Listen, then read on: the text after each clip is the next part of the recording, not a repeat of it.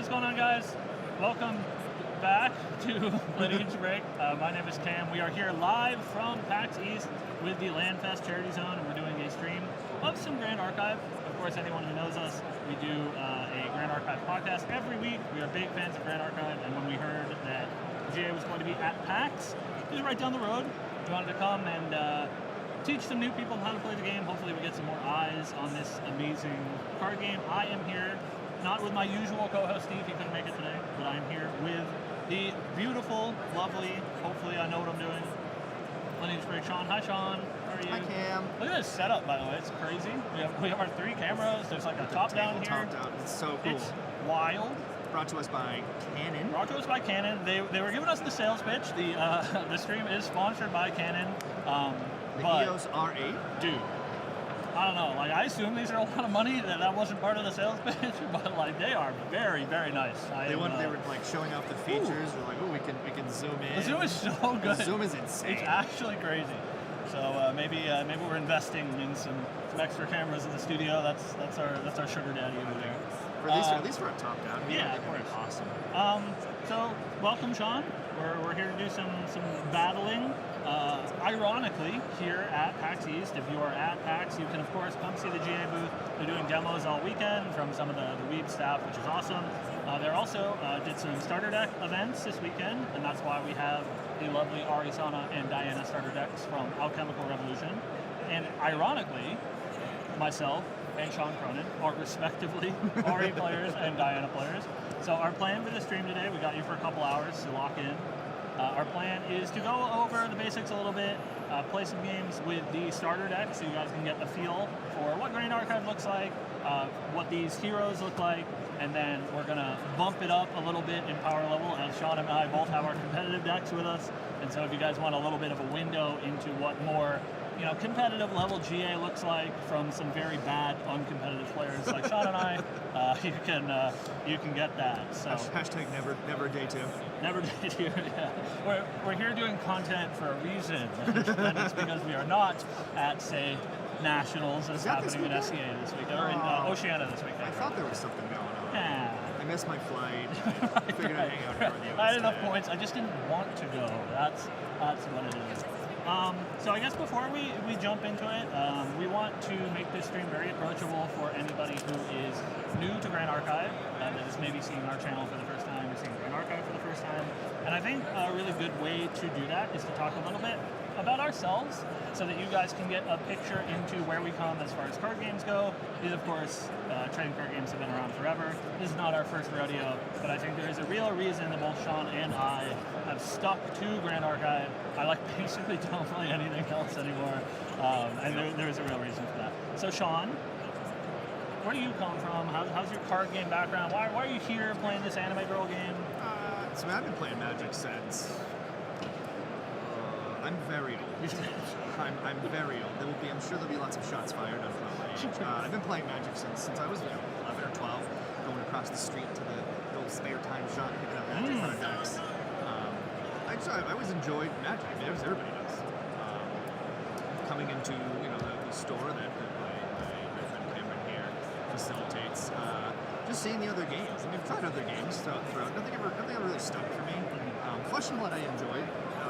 So my Magic went to basically Commander. Really enjoyed Commander, as everybody does. It's a fun format for Magic.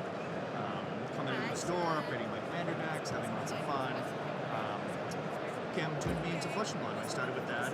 Flesh and Blood came I found it to be a very competitive game, and I, as you said, we're not competitive gamers. I couldn't find myself. I couldn't devote the time to Flesh and Blood to I feel like that you need to stay really good at it. And then one day, you and Steve were playing. I think it was during the Kickstarter. You and Steve were playing the printouts. You printed out the Kickstarter version. And it looked really cool. The artwork's really awesome. And of course, as you do, the salesman that you are, every time I came in, you'd say, hey, we're doing Grand Archive Friday. You should try. And eventually, I think it was when the Diana starter deck came out. Originally. You were playing, and I was watching just the mechanics of the game, and I was like, she shoots a gun. This is so sick. Yeah.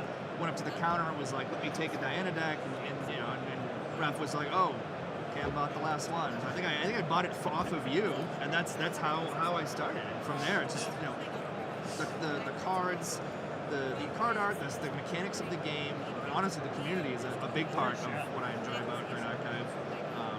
I mean, we could go, we will go into depth. There was a lot of things I heard. I mean, in playing Flesh and Blood, you guys were raving about Proxy Assault when it first dropped. It was like Proxy Assault. They add cards into the game to uplift, underperforming. It's like no card game has done that, and that was a huge selling point for me. That like clearly Weebs cares a lot about their game to invest in it, and it kind of snowballed from there. Started playing, the more I played, the more I enjoyed. And that's just why I stuck with it for. Traveling to the events is so much fun. The ascents. We went to Toronto together. We had a great time there. Tex and I went to Seattle with actually Log. We had a great time there, even though we didn't have the whole crew. There was still a lot of fun, and just the community as a whole is so welcoming that I found it's very different from other games. Yeah, you see these guys on stream, K-Bid and all the big name players, and when you meet them in person, they're just like us. They're enjoyable to interact with. It's an awesome community. Yeah, I mean, I hope that we can bring that sort of authenticity to you guys. That is something that I think is really important. I think the community is great. The game is fantastic. I want it to be clear, we're not paid to be here. We came down here because we like the game and we want to talk about it. And of course, the setup is very nice. Do we tell them that we begged to come down here? Right. But yeah, it's just an authentically great game. And like Sean, I've been playing card games for a very, very long time, and I've sort of bounced around from a lot of things, and even more you were a pro Magic player, weren't you? Yeah, pro Magic player. I bounced around from a lot of things, and even more anime themed card games that there are plenty of on the market. But I think what really got me for Grand Archive, I got in right after the Kickstarter ended. Now just 2.5 years ago. Is the tagline for Grand Archive was an anime-style card game with Western game design, and something that I find really frustrating with a lot of the anime-style games that come from overseas is they're very rules dense. Things are extremely complicated, and they're really hard to pick up. And I think one of the coolest things about GA is you sit down with one of these starter decks, you sit down with the demo decks, and you should be able to find it any LGS that is carrying Grand Archive, and in 2-3 minutes you should understand how the game works. But hopefully what we can show you on the stream today is that's where we'll start. 2-3 minutes. You guys should understand what's going on, but then of course where the complexity and the sort of nuance comes in Grand Archive is when you start playing those more powerful cards and learning the sort of intricacies of how your champion works. And I think that's the really cool thing about it for me. And the girls are hot, so I'm here for the anime girls. The boys are hot too. Yeah, sure. How dare you? Whatever. How dare you? Steve would not be happy to hear you say that. But so that's why we're here. And I guess without further ado, let's do some ripping. Something that is nice about Grand Archive, I think, without a doubt, I can say unequivocally has the nicest foil cards in the game. Oh. The way that they handle rarities is, of course, like any game, there is foils, right, that are that sort of traditional rainbow foil. But in Grand Archive, they're quite rare. They're only 3 per box on average. And so, that means that your foils are worth a lot more. They're a little bit more coveted. A lot of, modern games, you get a foil in every pack, maybe multiple foils in every pack. And we're at the point now where, I run an LGS, and, prices for foils are usually cheaper than the non-foils because people don't want to, bother getting all the foils for their deck. So foils in Grand Archive are really coveted, but also they do these collector rares, usually collector super rares. Those are the normal ones that you find in regular booster sets, but they can also be found in starter deck products like this. Honestly, that is one of the ways you got me. You started showing me your CSRs. Very nice. Look how nice. It's the textures on them. Mm-hmm. Log picked up a beautiful Xander level 1 recently. Yeah. It had it shipped. Serialized. Had it shipped to me, and when I started examining it, the background has the patterns and the swirls that you expect from the normal the CSRs, but Xander's jacket was textured. Yeah, it's got that diamond plating texture on it. The detail in the CSRs and the CURs, it's unlike anything I've seen in any other game. And all right, we need to be very clear with you, chat, stream, Sean. These are not hand selected. you get a CSR in one of these starter decks, it's 1 in 72. Are we sealed? We're sealed. So there is a 1 in. Sealed. You a math guy? What's 1 in 72 expressed as a percent? Yes. Very, very small. So hopefully we get lucky. Well, that's our treat for being here for you guys. I would We lose get lucky. it. But Lose if you guys want to see what the CSRs look like, you can find these CSRs a little bit later in our show today. They're tucked away in our decks. We might have so, some. But like a duplicate doesn't hurt anybody. Right? There was a post on Merlin's recently. You see the guy that joined a starter deck tournament at an event. It was an event in the West Coast, a con. He joined an event in the Diana starter deck, got the Dust Stalker, Yeah. and he made a post that he was selling it. And I just commented. I didn't know who it was. I jumped right on and I said, "What a quitter!" And so he immediately came back and was like, "I just learned how to play this game." And I said, "I will take you under my wing, my ward. You must learn the way of the gun." Right. And he was like, "No, I'm good. 700 please." I'm like, Hey man, $700. nobody respects. Buy your whole meta deck. with Nobody $700. respects my girl. Like 10 respects my girl. Don't speak. He's gonna beat me up later, and it's gonna be real bad. It's not a match I'm Maybe in excited these, about. so we can showcase in the starter decks, Yeah. like, we'll play a little bit of the starter decks, go back and forth showing mechanics and how these work, and then we'll use our upgraded versions, and you'll make me feel badly about myself. Yeah, that sounds good. I like that. So let's crack these open. We don't have any tools, so we're just a little animal style. Just rip it open like a monster. Cheers. Cheers. Thankies. Good luck to you. Good luck to you as well. I swear to God. I always enjoy the packaging of the starter decks too. They're always so nicely designed. I would be remiss if I didn't mention that Arisana, the best champion in Grand Archive, of course, is an herb gatherer, a master alchemist, and with her starter deck, you get this cute little D6. So that was so cool, and I almost grabbed There we go. Arisana because of that. Look at it. It's got little herbs on it. It's very cute. To gather some herbs. Diana and get some more of you those. have no dice, no herbs. A gun dice would have been cool. The gun dice would be cool. Oh, here we go. We need a couple of those. We'll get an extra one. All right. Moment of truth. We'll get that later. All right. Get those out of our shot. We get a little herb board as well. I think that thing's so cool. One of our locals, Matt G, puts Ari on top of that, and it just works so nicely. Yeah. When he rolls his herb dice, he just puts little counters all the way around Ari. It looks really cool. It's Super cute. I love like little inclusive stuff like that. All right. I don't have any nails. Oh, God. Can't get it. Oh, there we go. There we go. Another thing that you had pointed out before I got into the game was just the overall quality of like the back of the card. They're all textured, dude. It's crazy. It's nuts. It's nuts how detailed the Grand Archive cards actually are. I'm trying to catch the I think it's really cool how the team is like so particular about the way that they do things. They like only get this very one specific type of paper, and they're like all very, very like meticulous about how the cards come out. They really, really care about quality, and so you guys can be confident that your Grand Archive cards are going to be high quality, unlike some other games that we won't talk about maybe. So the way that this works, here's our starter decks. We did it. In every deck in Grand Archive, you play as a champion, and your champion over the course of the game levels up and they get stronger, and they end at level 3 is their ultimate version and gives them access to all of their different powers. That is the card that in these starter decks comes as a CSR with a scribble on it. So instead of getting the normal non-foil in this starter deck, it would be replaced with that CSR. Will be. Will be. We were assured. Yeah, of course, yeah, because these are weighted. That's weird. I don't know. I look at it, I'm like, is that card thicker? Like, I don't know. You don't even want to look. All right. You ready?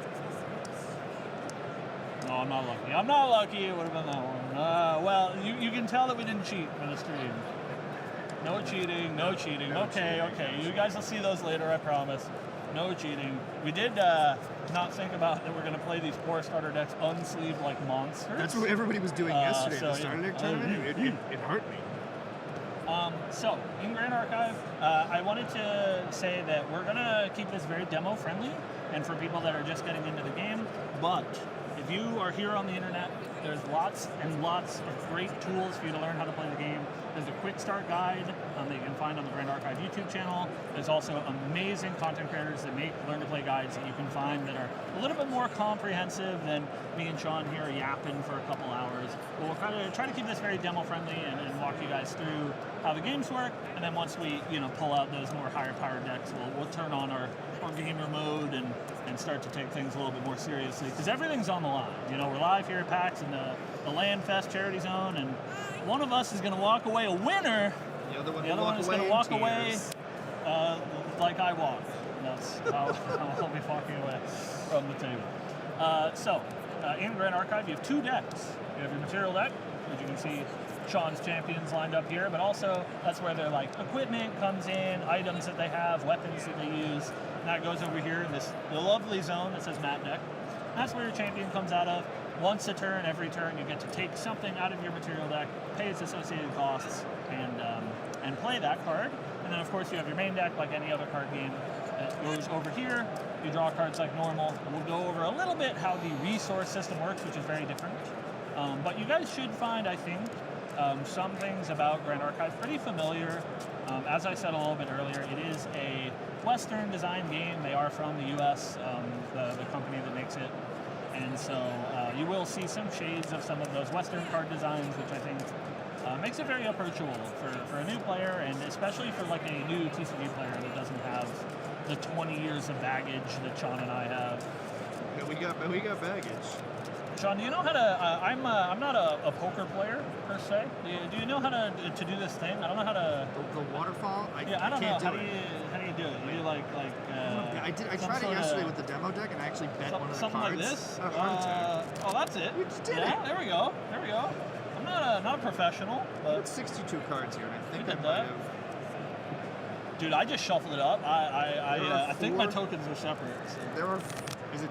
Oh no, I messed that one up. I have 62 cards here. Whoops. I didn't realize there's creeping torments in the starter deck. I forgot. Yeah, Listen, man. I just pile shuffled. You're gonna get me. I can't bend them.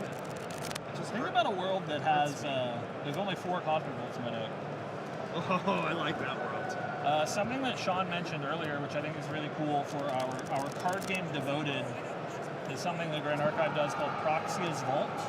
And so the Weebs team is very, very dedicated to the competitive health of the game, and they want everybody to be able to play and have fun. They don't want broken stuff running around ruining the game for everybody. And they do a thing where they create cards for Proxia's Vault. And the reason why it's named that is these are proxy cards you can print out off the website as legal cards. I just realized. It's crazy. That's Proxia. That's where, come on, dummy. I didn't realize. So, per se, Ari, when she came out, 9 months ago, it's been a long time now. Feels like forever. That really helped sort of uplift that archetype, and that's really what it's about. It's about making everybody feel like they have a competitive chance. And Which I like.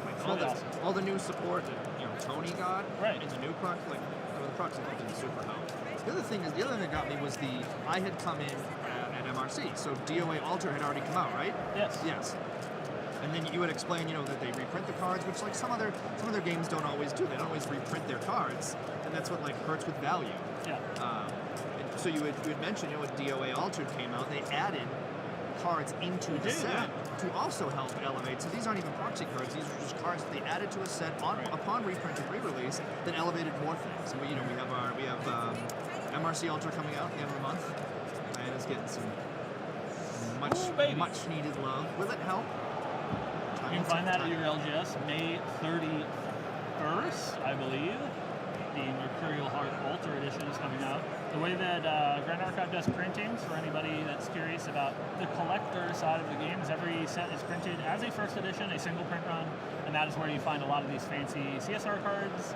And then a few months later, it will get printed as a sort of pseudo-unlimited print run called Alter that has different CSRs in it, but is mostly just a reprint set for the first edition, but also sometimes includes some extra goodies to help uplift some archetypes. But you're going to show how strong Diana is today, I think. She's not that good. I know what you mean. She's fine. You want to cut me? I did stock my decks. I was I'm a helping. known cheater. I was helping demo yesterday because a large group of people walked up. Ken and I were playing, having some fun. It's a large group of people walked up, so I was helping demoing while the Starter Deck tournament was going on. So there were questions. There was next to me was an Arizona player playing a Diana player, both brand new, trying the decks out. Yeah. And the Arizona player said to me, how do I beat this deck? And I said, that's the funny thing, you don't.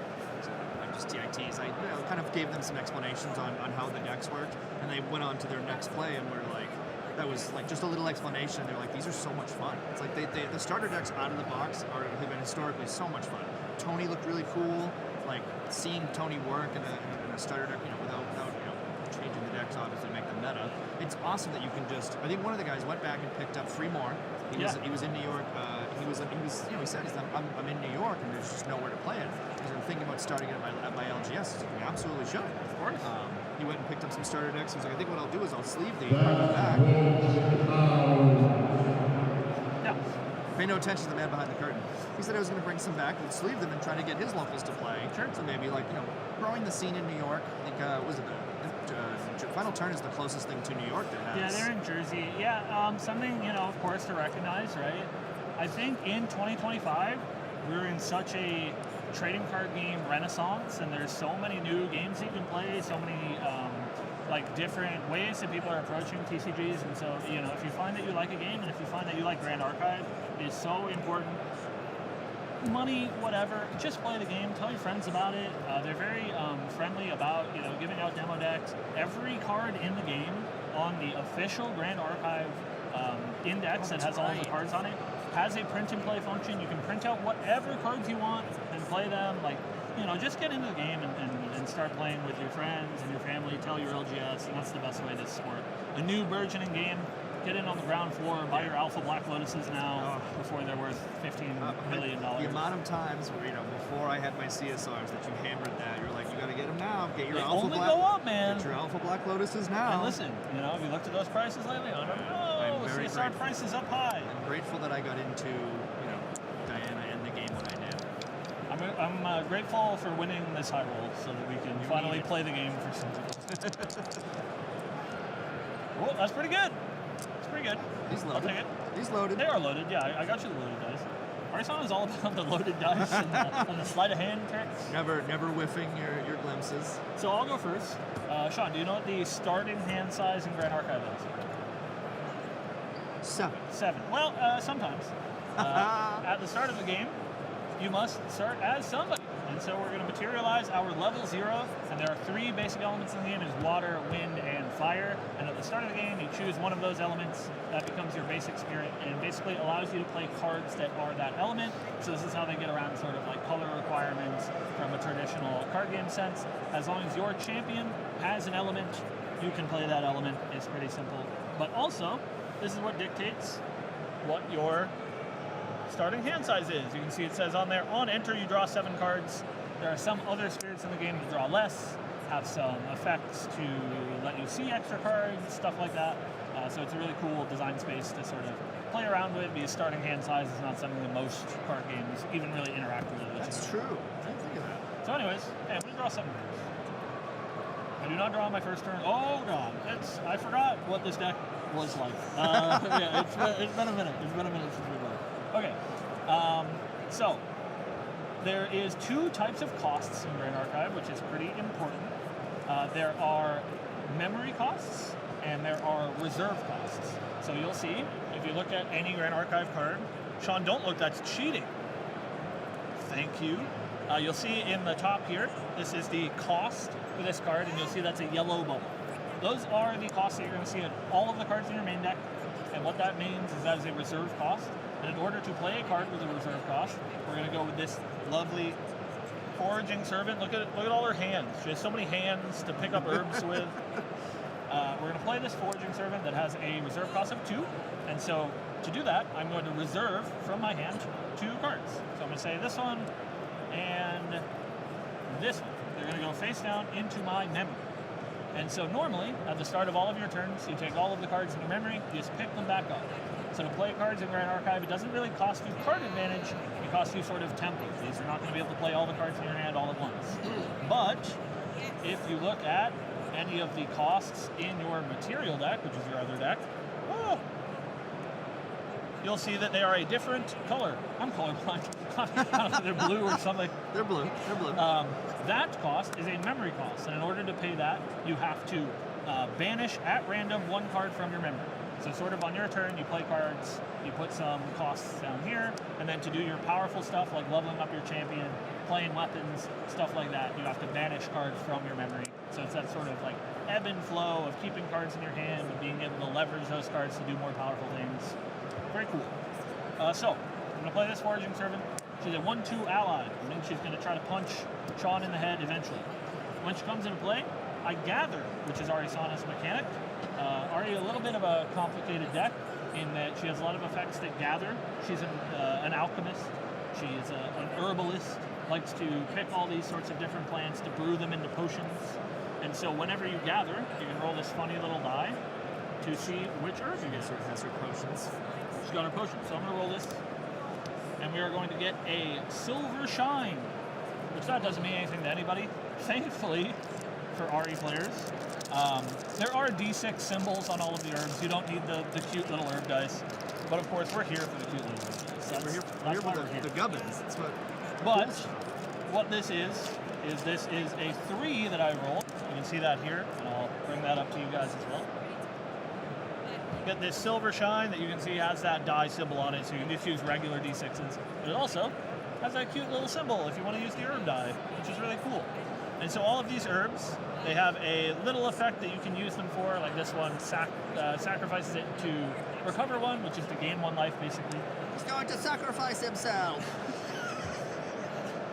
Can't do that. But she can also use these herbs for other effects that we'll see later on in the game. I'll spend 3 hours talking about Ari. We're going to try not to do that. You'll spend many more than that talking on the about wheels. Ari. So I'll get this Silver Shine. And then normally, in Grand Archive, all of your allies can attack as soon as they come in. No summoning sickness. But to attack, I need to be able to attack something.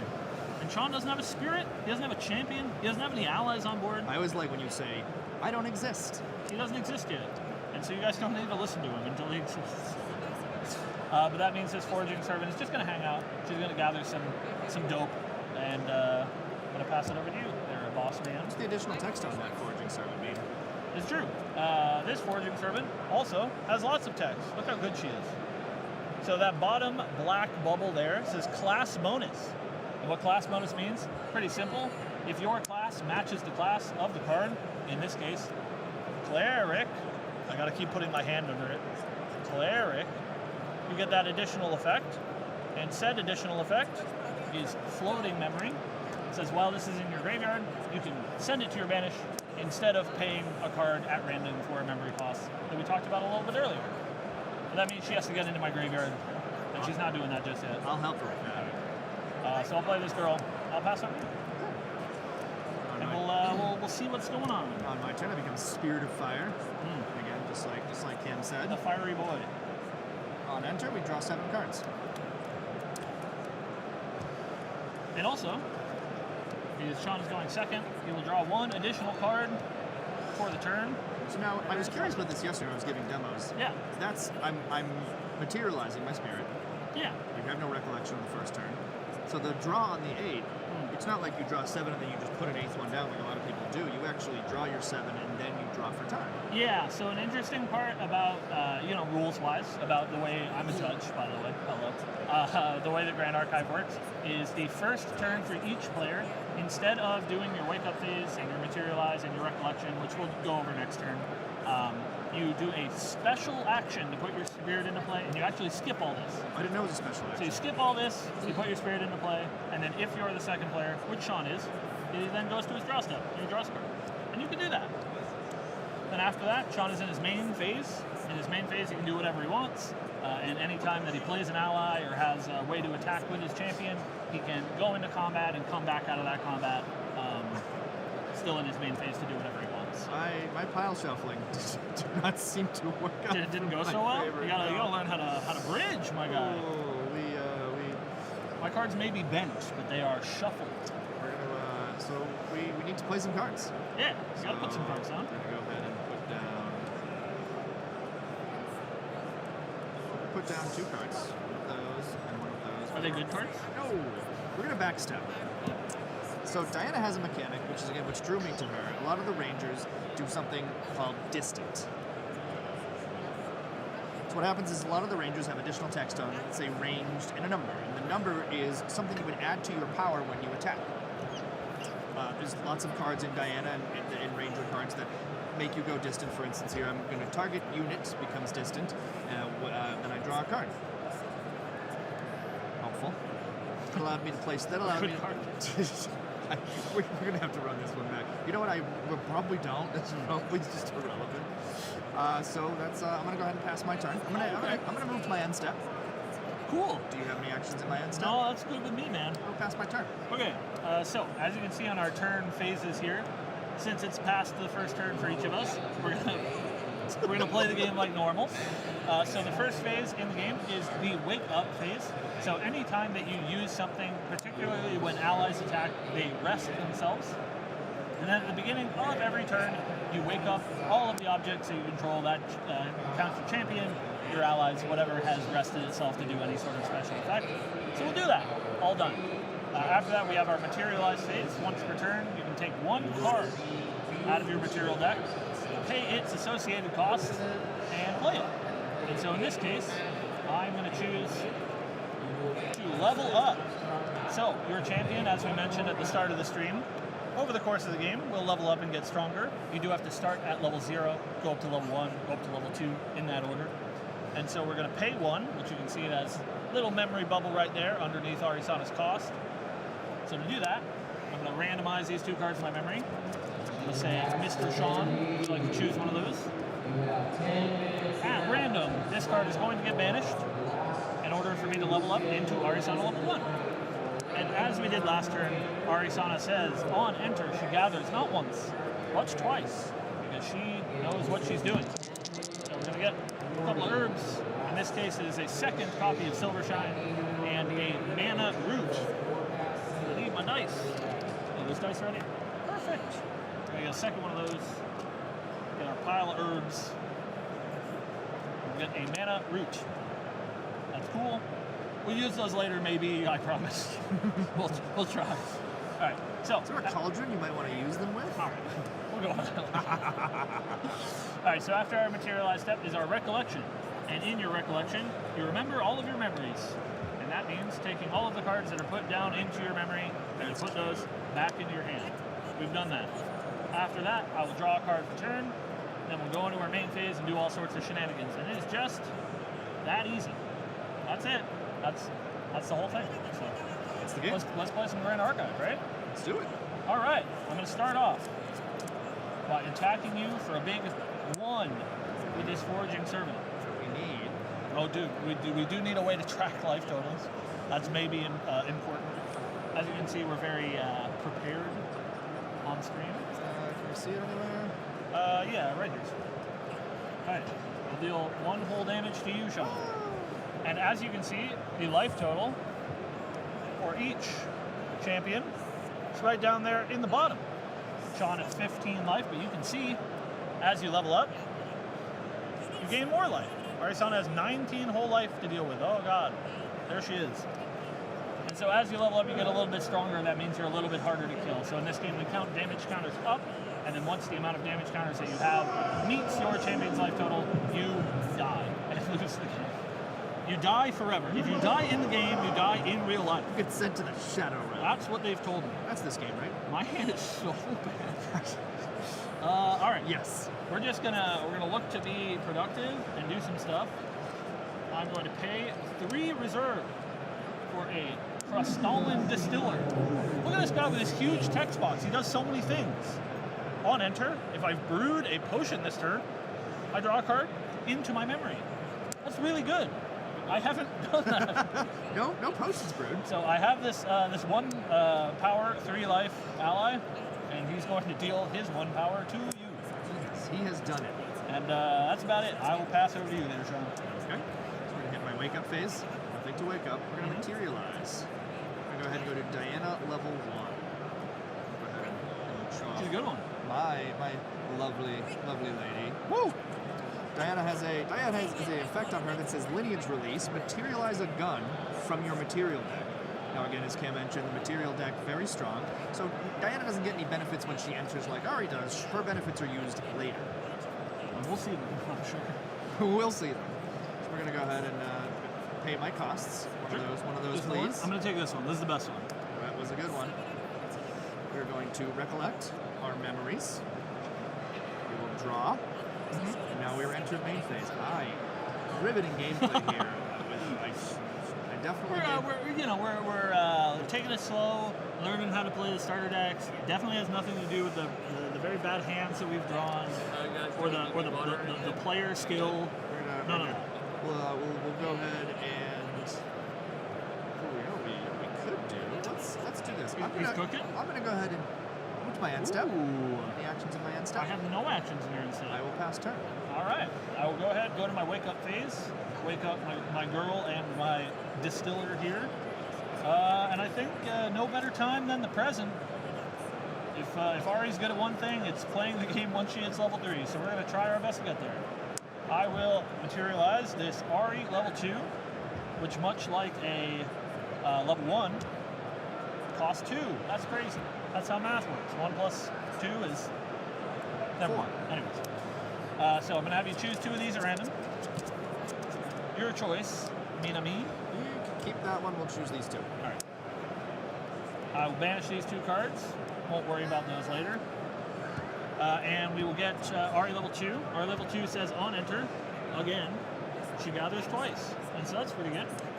We get 2 more herbs. And finally, I'll tell you what they do. So we get an additional mana root here, and then we get a Phrasia. The thing about herb tokens is that there's actually only really 3 of them. There's 3 different effects that you can get. The 1 and 2 on a die are the same, the 3 and 4 on a die are the same, and the 5 and 6 are the same. So we're going to get a sort of duplicate of Silvershine here in the Phrasia. We get 1 more mana root as well. And then Arisana level 2 has this inherited ability that means anytime she's in your lineage, even if you've leveled up from then, she still has this ability that says at the beginning of my end phase, I can sacrifice 2 herbs with the same name, and if I do, draw a card. And I've been very lucky today, Sean. Lucky. I'm hitting the casino. All right. I'm gonna recollect, pick this up, and draw for turn. Man, there is a lot of cards I can't cast in my hand, but we have the pressure.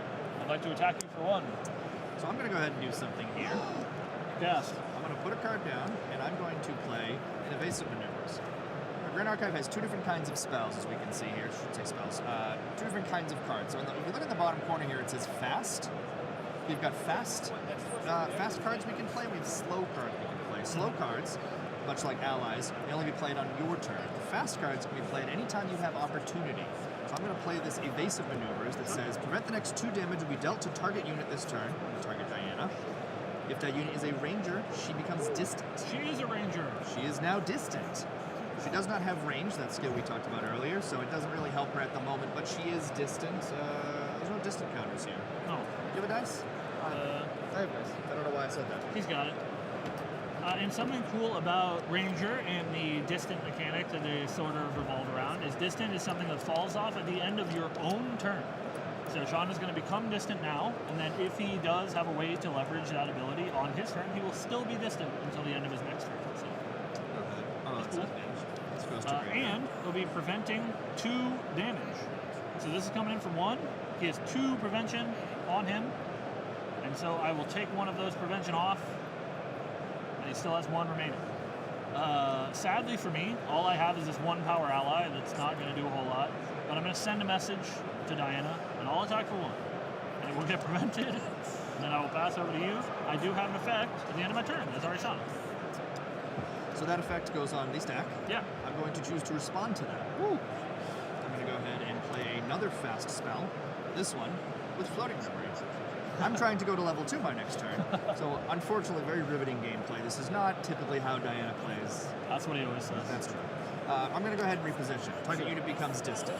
She's ultra omega distant. She is double distant. She's so distant. I have set up my next turn where I want to go to level 2 by putting a floating memory card in my graveyard. to allow me to do such that. Sometimes you gotta do that, you know? It happens. All right. But as I said before with the fast cards, anytime something goes on the stack, opportunity exchanges between the two players. And if there's anything that I want to do, I can respond there. If there's more things that Sean wants to do, he can respond as well. Sort of like those other games that you might have played that have a very similar system. So once that's all said and done, we're going to resolve our already level 2 ability. I'm going to sacrifice these 2 mana roots to draw a card. It's not a good one. I will pass over to you. We're going to wake up. We've got nothing to wake up. We're going to materialize. We're going to go ahead and go to Diana level 2. She's so beautiful. Look at her in all her glory. Diana level 2 has... Oh, actually, let's talk about this. She has Diana lineage. If you see that there, we're going to come way up here. Yeah, you're right. Get your hand behind There we go. So Diana lineage. So what happens is a lot of the champions, as Cam mentioned, you level up from your Diana 1 to your Diana 2 or your Arisana 1. In order for me to level up into Diana 2, I have to have come from a Diana 1. Diana Deadly Duelist must be leveled up from a previous version of Diana. That kind of prevents you kind of dual classing in Grand Archive. Now that you can't do that, there are other champions that allow you to do that. We won't talk about her. So we enter into the Diana lineage. She has an on-enter ability. On-enter, materialize a bullet card from your material deck. Again, Cam mentioned how strong playing from your material deck is. We're going to go ahead and grab a bullet. So Diana... No. It's a menace. Diana plays with guns and bullets, like a ranger does. You shouldn't play with guns or bullets. What? Only if you're experienced. Under direct supervision. So on enter, I will materialize a bullet card from your material deck. So now we have my bullet. We have no gun. Are you gonna throw it at me? We could, if we wanted to here, use our lineage release now that our Diana level 1 is now in our lineage. We could release her to go materialize a gun. We're not gonna do that yet. Not how this Diana is played. There are instances where you would do that. I am ranged, which you'll notice Diana says inherited effect range 2.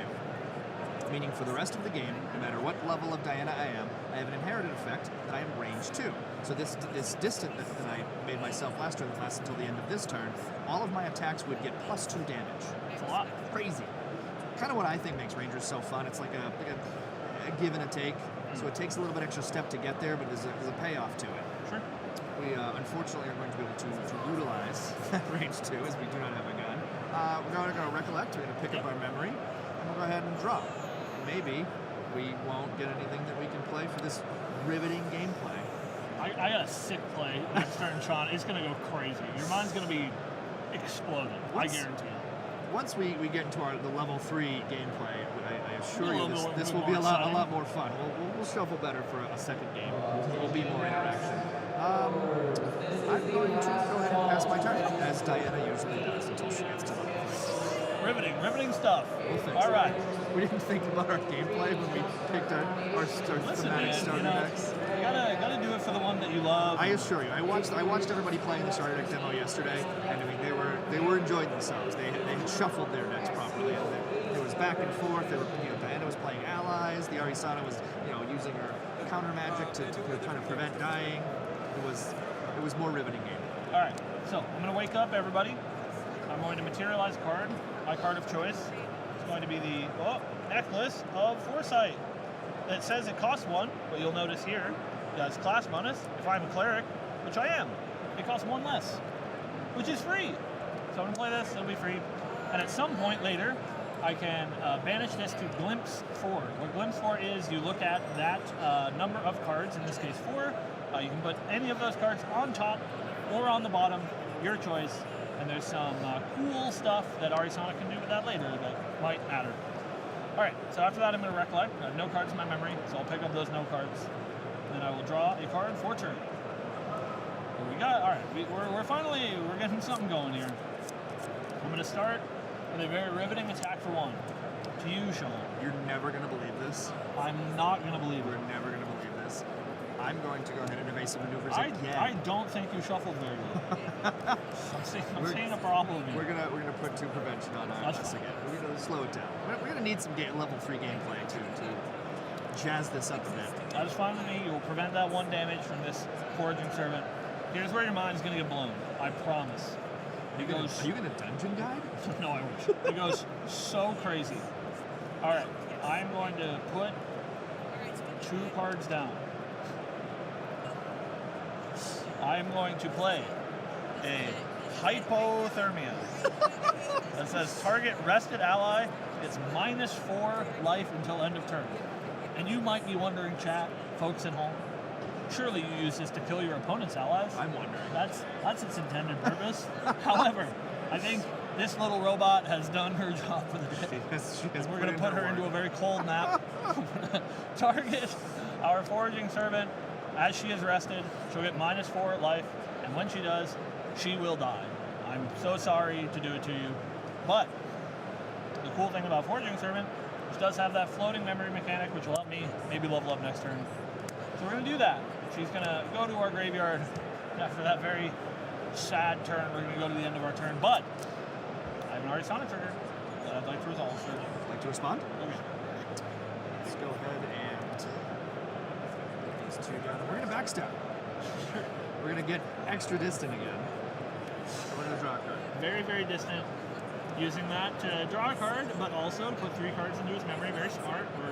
We're doing the best of the tools that we have. Yeah, we're doing it. All right. So I forgot to remove my that's, distant counter last turn. At the end of my turn, that distant counter should have gone away. I did make a mistake. But it's bad. It's bad. I also judge I misplayed. I didn't pay for my cost to level 2, so I went ahead and did that. Cheating. Okay. I'm going to sacrifice these 2 silver shine. When I do, I'll draw a card. Crazy. I'll pass over to you there, Sean. We're going to wake up. We're going to materialize here. So now we're going to get into the fun stuff. We're going to go ahead and play our Diana Duskstalker. Oh, she's stalking the dusk. She's so wonderful. Diana level 3 says Diana lineage, again, which we read before, means she has to level up from a previous Diana. On enter, Diana becomes distant.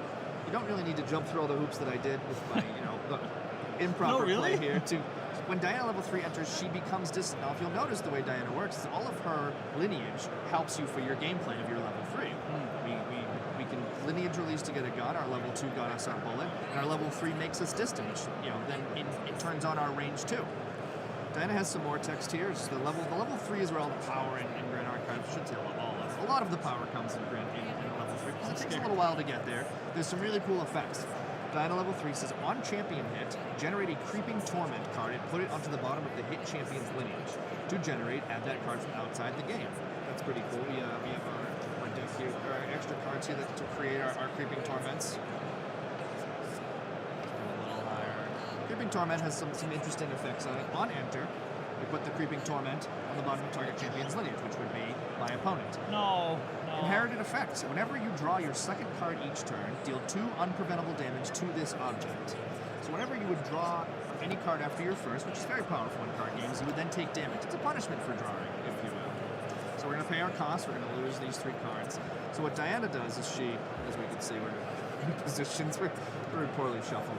Diana kind of exchanges your influence, which is the cards in your hand and the cards in your memory, for very powerful effects. So you kind of steamroll through to get to 3, and then we can do some really powerful things. But our memory is lackluster.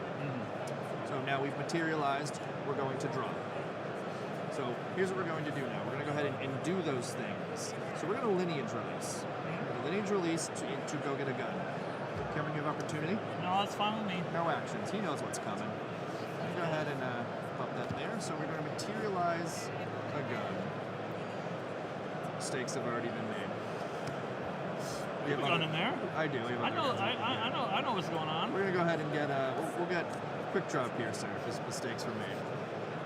Using the tools We're playing tight. We're playing tight as well. tight. So we materialized our gun, which is great. Quick draw piercer is a gun. Now weapons in Grand Archive have 2 stats there. You'll see they have their power stat and they have a durability, which is kind of similar to a unit. The durability is how many times you can attack with said weapon. Now, guns and bullets work differently than normal. A lot of the champions use weapons. Swords, pole arms, they use, the champion himself will attack with said weapon. The guns, we require a little extra work, like we said. So we're going to do some things here. So Taser Shot says, tap to load Taser Shot rest to load Taser Shot into unloaded gun weapon you control. I'm going to do that. Cameron, you have opportunity? Good with me. Perfect. This is now loaded into the quick draw piercer. I will now rest my champion to declare an attack. I'm going to shoot this Taser Shot at Arisana.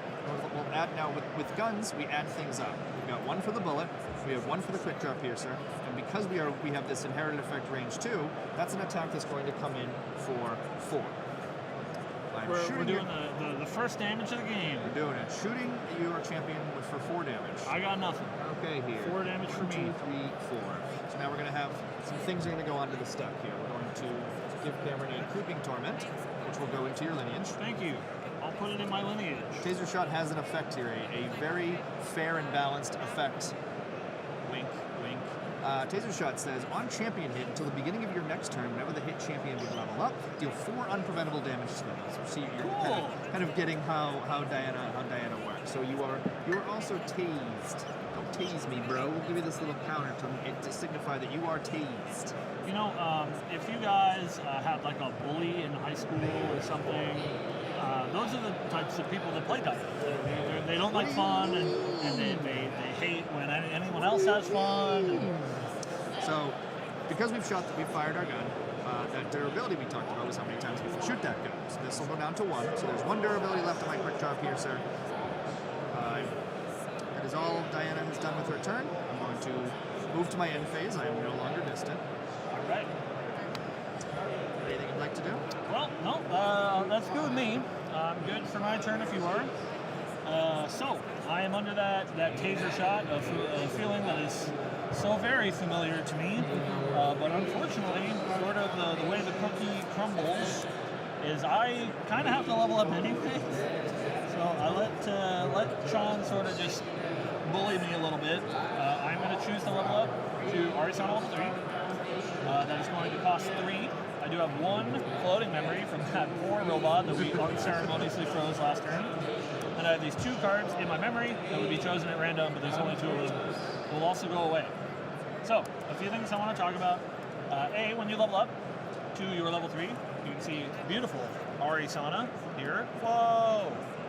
She's so cute. Has some text that you can read there. It says, once per turn, you may pay 0 rather than paying a card's star calling costs. Go over that in a second. You'll also see that she's a new element, which is Astra, so that allows her to play all these cool purple cards that we've seen throughout the game. She now has access claims. As part of leveling up, I also banished this namesake card of Arisana Finger Guns. That is a card that has the star calling ability, and it's pretty hard to read from there, but I can tell you what it does. Star calling says, anytime that you are glimpsing, that mechanic we talked about on my last turn, anytime you're glimpsing, if you see a card with star calling, you can pay its star calling cost, which is an additional cost, or a replacement cost, which is usually lower. In this case, for Cosmic Bolt, it would be 2. You can pay that cost to play that card while you are glimpsing. The rest of the cards go to the bottom, and then you can cast that card for its alternate activation cost, which is pretty good. So anytime that you're glimpsing, you're not really adding cards to your hand, but if you see these star calling cards, you can sort of gain card advantage that way by being able to play cards out of your deck rather than having to play them out of your hand. And Ari lets you do it once a turn for free.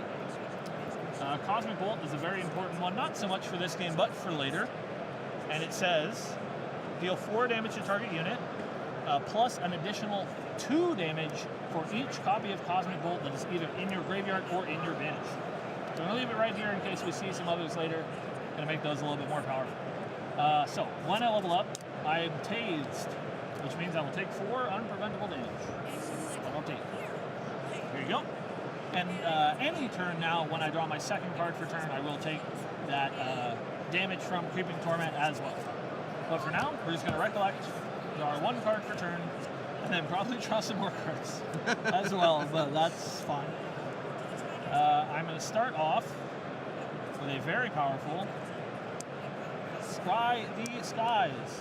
Scry the Skies says that I glimpse. I've heard that before. Yeah, it's true. It says that I glimpse equal to my level, in this case 3. After that, I draw a card into my memory, not into my hand, but directly down into my memory. So I'm going to start off by glimpsing through. So I'm going to look at 3 cards, see if I find anything that I like. These cards are bad. So we're going to put those to the bottom. Then I'm going to draw a card directly into my memory. I can, of course, look at it. But, dun dun dun, that is my second card for the turn.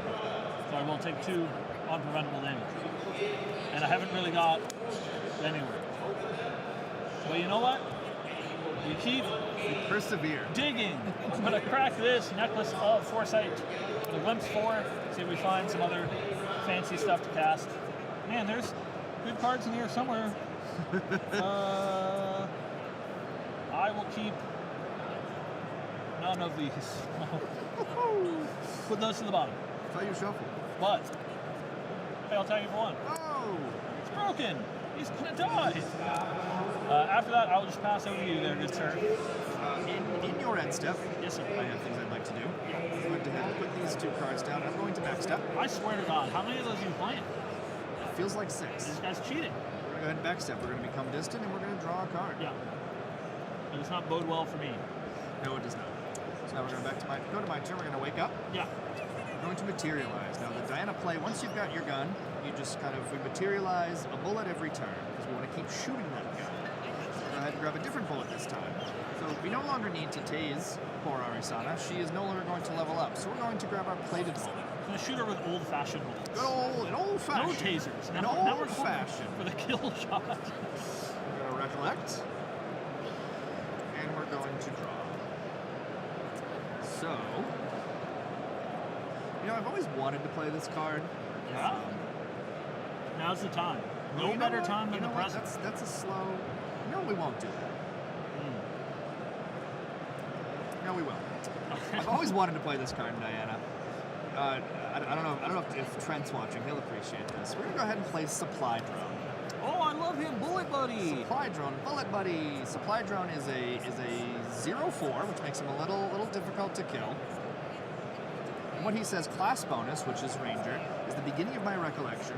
I have to read this card. Beginning of your recollection phase, materialize a bullet card with memory cost 0 from your material deck. That's so pretty good. I can skip my material phase that I would normally grab my bullet now that I need to do this cycle of bullet gun, and I can instead grab a gun, which, because we made some mistakes earlier, we're going to have to fix. I'm gonna kill that guy. No, don't do that. All right, now we're gonna go ahead and move on. We're gonna rest our bullet. One thing I didn't mention before because it wasn't on the taser shot, I don't know why. Bullets have an ability called reservable. Renewable, sorry. Read. Renewable. Reading the card explains the card. If this card would be banished from the field or an intent, put it into its owner's material deck instead. So any regalia when it leaves the field, which we'll discuss with Quick Draw Piercer at the end of this turn, any regalia would then go to your banish. So what happens with bullets, with renewables, they will go to your banish and they will immediately then go back to your material deck. So we're going to arrest it to load it into Quick Draw Piercer. Opportunity? Good with me. Money says. We are now loaded. Locked and loaded. Locked and loaded. We're going to rest Diana to shoot this. So we have 2 from the bullet. We have 1 from the Quick Draw Piercer, and again, we have our inherited effective range 2. We're going to add these up. We've got 2, 4, 5 now. We're making bigger numbers. You're gonna shoot this guy? No. This guy? Absolutely. This one? I'm coming for you, sir. I know what you're planning on doing, so I'm coming for you. I So will we're take 5. We're gonna hit you with 5. We have effects. We have effects on hit. You have to respond to the on hit. No. On hit, generating That's fine. creeping torment in your opponent's lane. Yes, sir. So we'll do some cleanup here. So we've shot the bullet, we've dealt our damage. The bullet would go to banish, but because it is renewable, it's going to go ahead and go back to material deck. Quick Draw Piercer, because we've shot it twice, we now no longer have any durability, and we have an effect here, class bonus. On banish, draw a card. So the gun's going to go over here to our banish, and we're going to draw a card. So cool, so cool. Yeah. No, it's. Guns do fun things. Dude, that's so cool. Guns do fun Dude, I'm so happy for you. That's so cool. Yeah. And that's, we'll go to my end Oh, step. that's it. I'm going to go to my end step. Okay. Do you have any actions? No? No, I'm Yes, I gonna passed remove to this you. counter. Oh, correct. All right. I need some win here. Okay. All right. I'll go to my turn. I will materialize a cosmic astro scope. Oh, what does that do? Well, first of all, it costs 1 memory cost, so I will have you choose one of those, please, sir. Let's go ahead and grab Get this that one. sucker out of there. Condensed supernova. So I have this cosmic astroscope. This is Ari's form of a weapon. She doesn't have a weapon. She's an herbologist. And, herbalist? Herbalist. Herbology. Maybe she's born with it. And this villain of a woman is just trying to shoot this poor brewing alchemist lady. They're just playing. They're best friends. Okay. All right.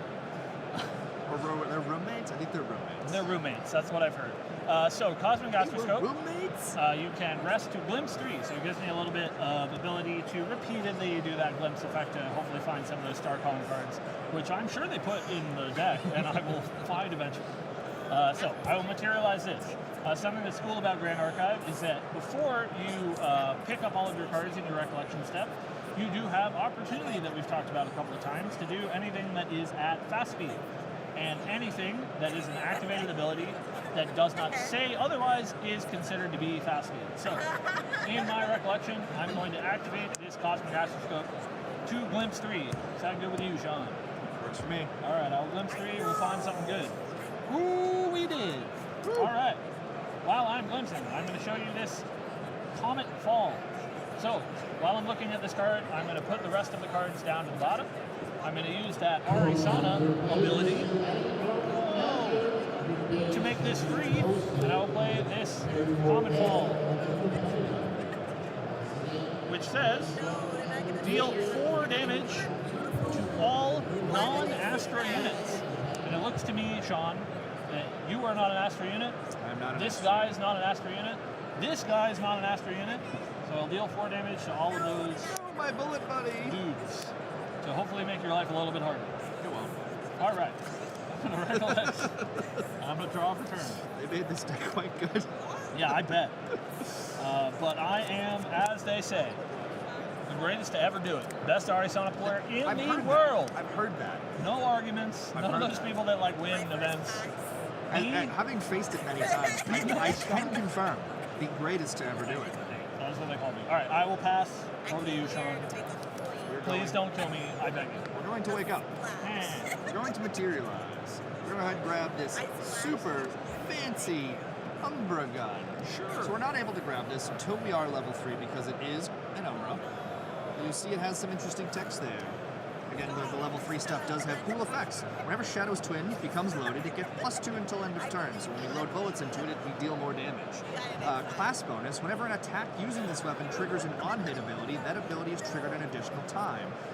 Do I trigger any on-hits? I do. We put Creeping Torments on people. That's a monster. That's what we do. Unfortunately, we don't have a bullet though, because you killed our bullet buddy, so we can't do these things. So we're gonna pay our costs. Please save actually. me. We're gonna go ahead and pay our costs. We have no float. No bullet, please. So I'm gonna go ahead. I'm gonna need you to. No incendiary rounds. Oh no! Materialize munitions. Do you need that one? I did need that one. That's why it's random, We're folks. gonna go ahead and recollect and draw. But That's how you you would get 'em. never believe this. I had a second one. This card costs 1. Oh no, it costs 2. Oh, it's broken. This card costs 2. It's broken. I would never play this card, but it goes kind of hard. Materialize a bullet card from your material deck. Yeah, okay. So strong. Yeah, that's So strong. We're going to go ahead and grab a bullet. Let's go ahead and... Ooh. How many cards do you have in hand? Some. That's gonna be a 5 from me there, 5. boss. No, I don't know what's in... I don't know what's in the starter deck there, but I do know... what is in... We're gonna be cheeky here. I do know... Maybe it's because you've hurt me so many times. I'm gonna grab a Penetrator round. That's in the deck! It's the only place to get it. Penetrator round. That's fine. Renewable. Load Penetrator round into unloaded. We have class bonus in level 2, which means this is an effect the first time we've seen this in this game.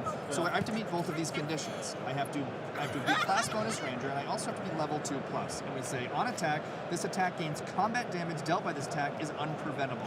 Why would I grab that? Don't worry about it. Never been triggered. Never been triggered. Okay, we're gonna go ahead It's not and worth it. we're gonna rest to load. Yes. Opportunity. That's fine. Go ahead, Shadow's boss Twin man. becomes loaded. Now, Shadow's Twin is one of only 2 guns in the game. This is we get this every single tournament event we play. Guns are very nuanced, if you will. I become friends with all the judges at all the events we play because people like to, unfortunately, need to ask lots of questions. I try to be very open and clean when I play so that people understand what happens. So, like before, we rested the bullet to load into the gun. Camera past opportunity. Shadow's Twin now has a trigger. Whenever Shadow's Twin becomes loaded, it gets +2 until end of turn. That trigger goes on the stack and allows my opponent to respond to said trigger. Would you like to respond? No, I'm good. What I love to hear. What I love to hear. The gun now gets +2. Yep. I'm not distant. Doesn't matter. We're going to go ahead and rest, and we're going to shoot our bullets. This is coming in at Arisana. So this is 0 for the bullet because we have this really very strong effect of being able to prevent the damage going away. We have 2 for the Shadows Twin. We have 1 for the gun, making this bullet coming in for a whopping 3. We're not distant, so we no longer get that range bonus, but we are coming at you for 3 damage this time. Yeah, three's not a whole lot. Doesn't kill me. I have this very cool card that prevents damage in my hand that I can't use. No! Because Sean's too good. He's wise to my tricks. So I'm good. I will just take 3 whole damage. Caven, I'm coming for you. He's hopefully doing well at Oceania Nats right now. So we have this is the game that matters. This is I hope you're watching here. Caven's gonna win. So let's go. You have to go ahead. It's from outside the game. They don't have enough. They didn't give him enough creeping torments in the starter deck that he's going to put onto me. He gives you 3. This has got to be some sort of like violation of the Geneva It Convention. says or from something. outside the game. Is this outside the game? She looks like a civilian. We're gonna go ahead just to kind of, as you were discussing earlier, some of the alternate cards. They have these fancy packs called SP2, Supporter Pack 2, Supporter Pack 3, TM coming soon. What Grand Archive does is as you buy these supporter packs, the money goes to the prize pool for the competitive events, which I think another thing I think is really awesome. So we have cool alternate art. The foils, as you can see, are just absolutely gorgeous, so gorgeous. This poor man is being so tormented. That's me. That's me right now. That is indeed you. I'm that guy. We have generated a creeping torment, but that on-hit effect of generating a creeping torment now happens twice because of our Shadows Twin. So here are 2 more of my gifts for Thanks, you. man. Good sir, we have gifts. So let me just make sure that I'm understanding this right.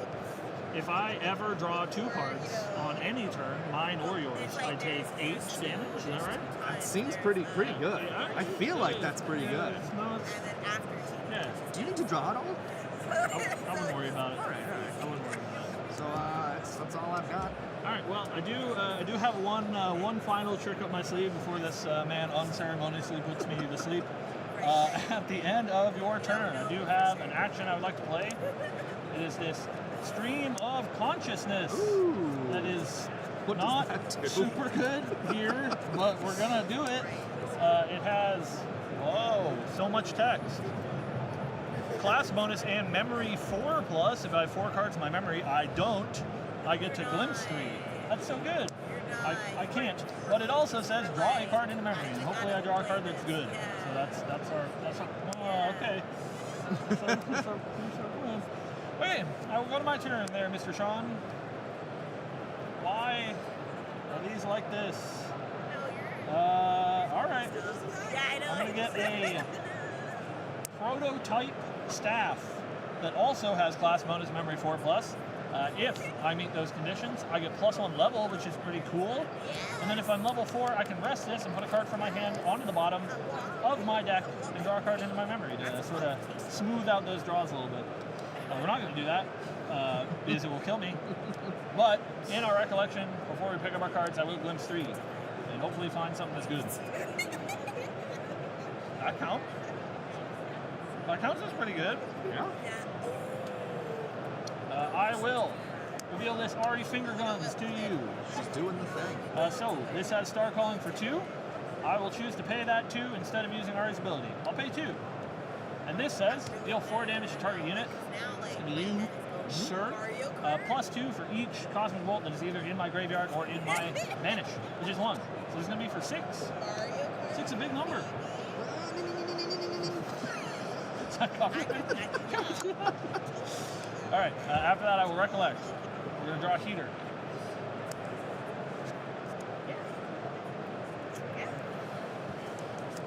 What am I doing here, Sean? Somehow pulling a win out. I don't think This so. feels good because this once we switch to the modern decks, this won't feel as good. So I'm enjoying this. It's been a while since I've been able to I think I'm edge dead. one over on you. I'm dead. All right. Well, maybe you just won't kill me. That's my point. Maybe you just won't kill me. I won't. I promise. Out of my hand, I'm gonna pay 3. Ah! I'm gonna play Cosmic Bolt. Those are 4, 6, 8. It'll be 8 damage for you, sir. a familiar feeling for sure. But that's kind of all I got. So We have no more glimpses. I'm gonna pass over to you. Oh. No Strata Skies here. Whew. So okay, we're gonna wake up. We're gonna materialize. We're gonna materialize our bauble of abundance.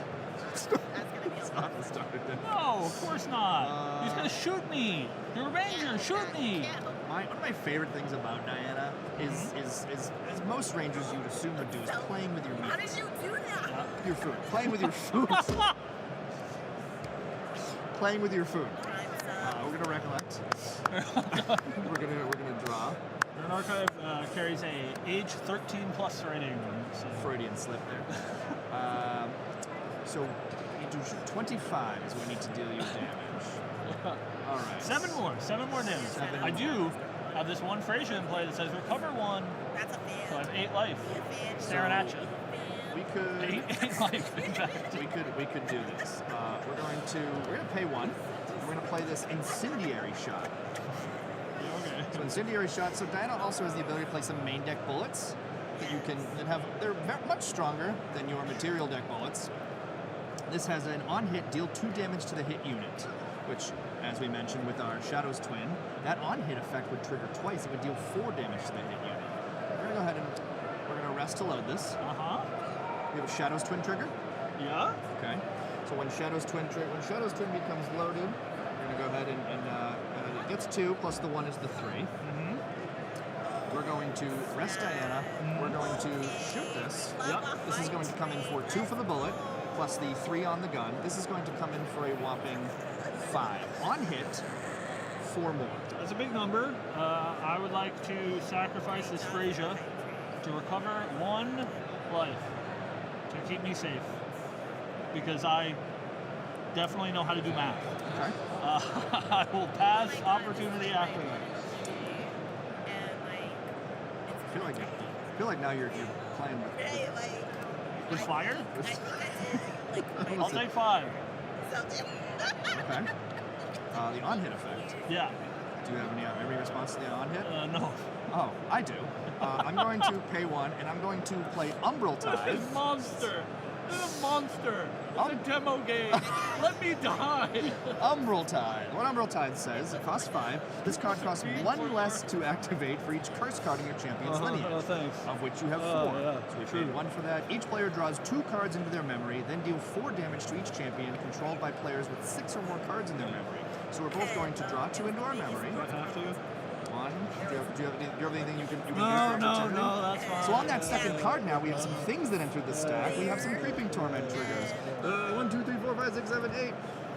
Sweet success! Can you make that noise for me one more time? So, I am That can be used in any game. defeated by the menace, the bully. You know, you guys need to know, right? If you don't know this guy, it's like so important that you know this guy. That all he does every day in, day out, I gotta hear this guy complain about how bad his champion is. They're the worst in the game, and he never wins with her. Tim's here. Tim, back me up. And we're just showcasing. Sometimes At a point in time. sometimes she's not so bad. At a point in time, I wish we could go back. Nostalgia is a powerful drug, Cam.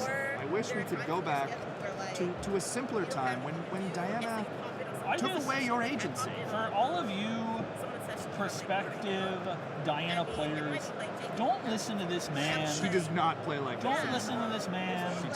She's fine. You can be a Diana player too.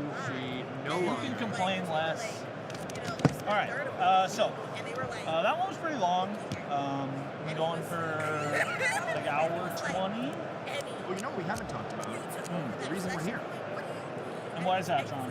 Oh, you can do it. We are here with Landfest, who has graciously invited us to come and stream here live at PAX East for charity. For good. Yeah. What charity did you pick? Something that helped TBD? Yeah. We're here supporting TBD. TBD. We're here supporting TBD today. Well, of course, we're here supporting Landfest, which is a charitable organization, and we haven't chosen exactly where we're going to put those charity funds too. So if you guys have any suggestions for us, we're Check it more than- with your donations. more than you welcome could to. suggest. And of course, yeah, if you want to donate, there is a link in the description that you can find to donate. Obviously, to a good cause. If you're, of course, using their lovely setup and talking about Grand Archive, They're set because up we with love the- it, the- it's for a good cause as well. The Canon EOS Canon R8. R8. These cameras are so sick.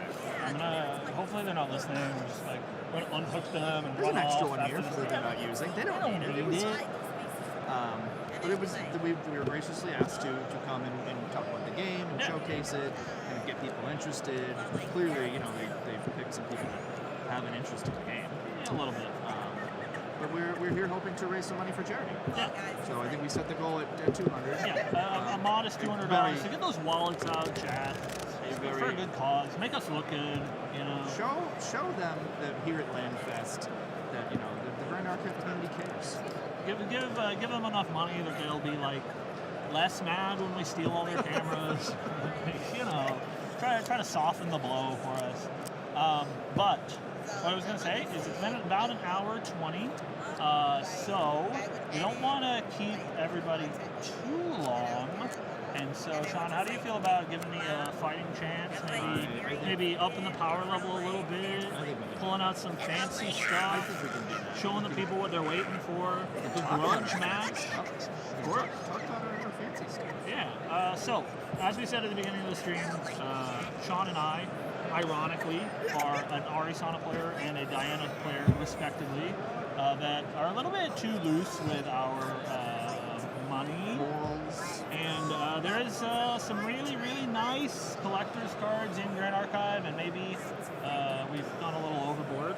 And so we can pull out our real decks that are, sort of exactly like these decks that we just played. And so if you guys, pick up a starter deck, or you learn how to play the game, you come down to PAX, you try the starter deck event, and you really do like how these decks play, maybe after you've got some games under your belt, you can, come back, watch the stream, hopefully the VOD will be available, and see, sort of what a higher power version of that deck looks like that you can sort of strive towards as a new player. Another thing I'd like to add, the merch that Grand Archive does for the player base is gorgeous. It's so impressive. I think it was Worlds last year was the Diana box. Yes, Worlds last year. I picked up the VIP package from Worlds last year. So when you go to an Ascent, if they have the champion package and above, you end up getting these really cool, fake leather deck boxes. They've got the Grand Archive logo on the front, Ascent on the top, and then inside it's every single one is different, which I think is so cool. When we open these up, we've got beautiful art inside. Nice little separating compartment for your main material deck, your sideboard here. Cameron has some of the double deck boxes they do. Now these they sell, and they're just so nice. You get those at events. If you're here at PAX East, they do have the Kongming double deck box. I don't believe we have one on hand. I don't have a Kongming box here. Super cool. Showcase the front of that. Yeah. Yeah, they similar. They have that Grand Archive logo on the front, or the newer ones have this embossed art of the character. So this is Parsonet, the character from the second set, Fractured Crown, and you can see them sort of etched into the box here. They're very nice. They're very sturdy. I've had this one for now like 2 years, and I still use it as my daily driver. So definitely recommend them. I think they're $50 if you buy them from Grand 50 for the Archive, doubles, which yeah. is like totally reasonable. And then of course, if you guys can make it out to an event, you get one of these very lovely Ascent deck boxes with some of the ticket packages. I think this is a great time to mention, of course, we're here at PAX East in Boston, Massachusetts, and if you are from the area and you're looking to get interested in Grand Archive, of course, reach out, to the community, to the Discords that are available. But also, if you're from this area, you can come to Ascent Boston. Ascent is the premier organized play event that Grand Archive runs all over the world. There's one almost every month. They award these fantastic prize cards. They make it like such a huge community event.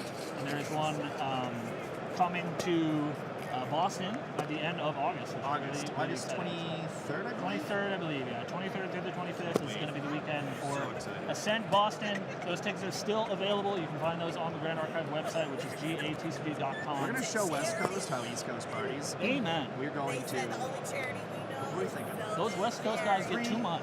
I'm thinking 400 attendees for most. That's what we're shooting for. We're gonna shoot for 400. If you want to be part of that 400, you can meet that guy in person. You can meet me in person.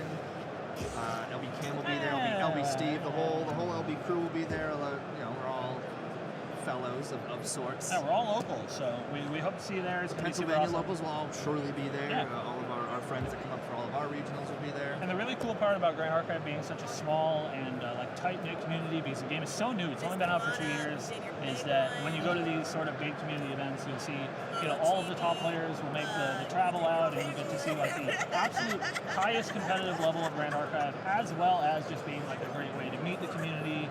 We do a trade night at every event to sort of have the community engage with each other and trade their cards. There's always a huge closing presentation at the end of the Ascent weekend where they announce new exciting things. It's my favorite part. You've never missed an American presentation, have you?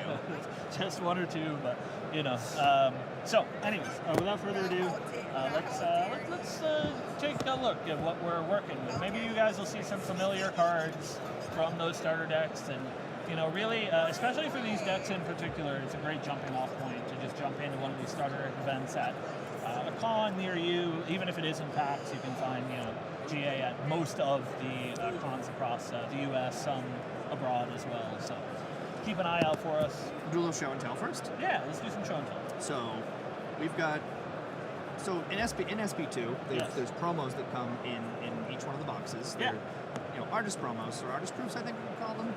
Yes.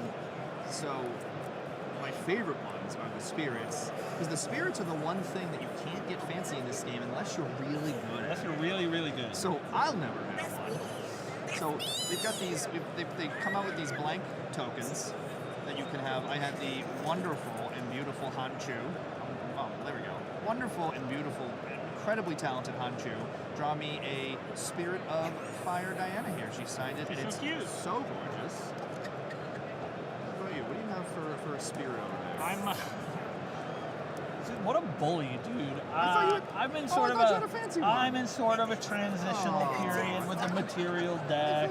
We have this normal serene spirit. It's your Spirit of Steve. You can be here in spirit. So something that we mentioned while we were playing the demo game, which is important, is there are different spirits that you can play. So this is not that typical draw 7 spirit that you saw the Chans playing here. This is from the second set of the game, Fractured Crown. This is the Spirit of Serene Wind. So it still gives you that wind element enabled, but it does say on enter. Instead of drawing 7 cards, you glimpse 6 and then draw 6. So it gives you a little bit more control over what your hand looks like. And then much like Diana's level 1, it has that lineage release ability as well. And this one you can lineage release to recover 6. But when you do that, you do lose the access to playing wind cards because this is no longer in your champion's lineage. So that is important to note. But that's what we play for level 1, or for our spirit rather. And then, of course, as we said, we're playing Arisana. I know that Sean over there is trying to de-sleeve a little bit just so you guys can see a little bit of the texture. We got a showcase. We talked about it earlier. What you could have found in the starter decks. So you can get these lovely CSR foils. Yeah, you're right. I gotta take her out of the sleeve. So as you can see here, hopefully we get, there we go. You get these beautiful textured foil CSR treatments. You can see the different textures on Ari's card there. And these are found either in booster packs or starter decks. This Arisana specifically is from Alchemical Revolution, the 3rd set of the game, only in 1st edition. They're very hard to come by. Absolutely gorgeous. Spend $1 billion. Or get very lucky. That could be you too. Also at trade nights, sometimes you'll make new friends that will want to offload some of their old junk. When a champion isn't playing very well, sometimes she'll go down in value a little bit. But what's really cool about these is you can actually go on to, they have a website, index.gatcg.com. It actually showcases all of the, you can look at all the cards, as Cam mentioned earlier, you can print them at home. When you go and look at some of these CSRs, it shows you, CSR City for Collector Super Rare, it'll show you the actual print run, so you can see how many actually exist.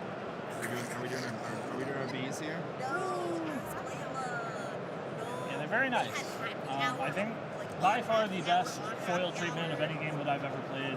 They really take a lot of care, and even, you get a little bit of a better look when they're unsleeved. You get to see some of the texture on them, but I guarantee you that the shoddy camera work that we're doing here does not do these cards justice. You do have to see them in person, so make it down to an event where people are playing Grand Archive so you can see these beautiful foils.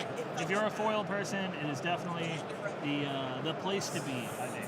So It's how you got me. I remember you were showing me yours. So Like, nice. Look at the texture on these. I was getting cold foils from a different game, and I'm like, I love these cold foils. They look so good. And you're like, let me show you good. Hold my beer. Yeah. Oh, and I was like, yeah, they're nice. I'll never, mark my words, I'll never own a single one of them. He would never do that. And look at him now. He just started fully foiling a deck last night. That's also your fault. He's down the rabbit hole, and you too Down the could rabbit be hole? as well. That's the new set coming out. I'll stop it. I don't know. I think let's jump into a game and see what Grand Archive looks. We'll sort of take off the training wheels. We'll try to still be very deliberate in what we're doing, but we'll play a little bit closer to the chest, a little bit more what you would see from a typical Grand Archive game. Obviously, games don't normally take an hour and 20 minutes like we did for that first starter deck game. So we'll show you guys what it looks like, and hopefully you guys enjoy. Of course, we do have chat up. Thank you guys all so much for watching. We're, of course, glad to be here down at PAX East at the LandFest charity stream zone with these beautiful cameras. But if you guys have any questions, we do have chat up. So if there's anything that you want to ask, either, returning Grand Archive players, new Grand Archive players, whatever, we're happy to help as we play a little bit of serious gaming. See who comes out on top with our I wonder pet decks. who's going to come out on top. Listen, man, I don't think this matchup's as good as you're making it out to seem. What did you say the other night? You were like, scary. this matchup improved is since unwinnable for me. I cannot beat Diana. It's tough. And then you managed to put me over your knee and give me what for? Also, a huge shout out again to Honshu, one of the beautiful artists from Grand Archive. As you guys can see from our demo game, Arisana does have that once per turn ability, but there's not a great way to mark it, so I keep this cute little Ari around to mark when I've used my Arisana level 3 ability. And we'll do that this game probably as well. Who is your favorite champion to play and why?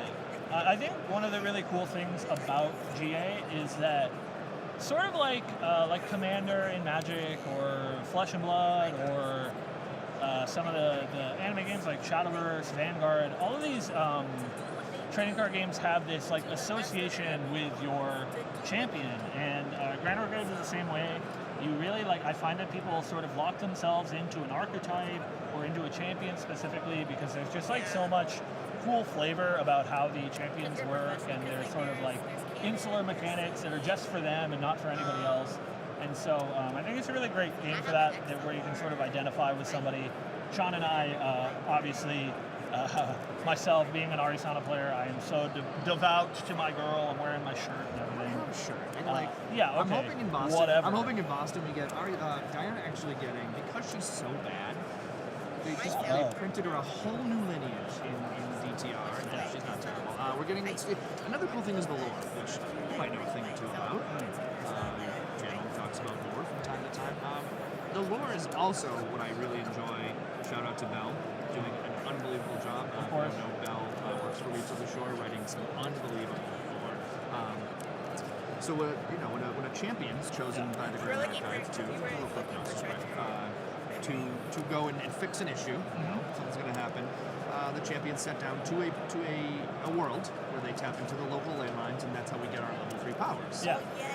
Diana went to Azoth, as well as Arisana, and Arisana and Tony. Tony was already there. Arisana. That's a rabbit hole that we don't want to dive down. It's so interesting. Yeah. And so Diana, not from Azoth, went there and learned how to use guns. Her level 1 talks about it because her history as an avid bow user. She picked up guns pretty easily. We don't know much about DTR yet. Distorted Reflections down the rabbit hole as they... Our new set coming out in July, yeah. We don't know much, but we do know Diana is there, and because she went to a new world, she's tapped into a new ley line, and she's going to be using Astro, which which is super cool. I'll be able to learn much from my. Kind of put aside her shadowy Umbra past and move into the Some other girl gave it optimistic a Astra bad name. future.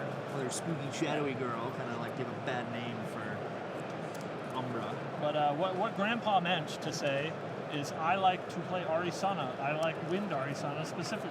And he was answering that he is a Diana player to you, lovely viewer, after that long tangent about the lore. The lore is so interesting. It's What you terrific. and Steve are so good at teaching everybody about the lore. There's so much lore. Yeah, I Puts think, so much effort into it. I really appreciate it. The world that they build in Grand Archive is so cool, and you know, you get that sort of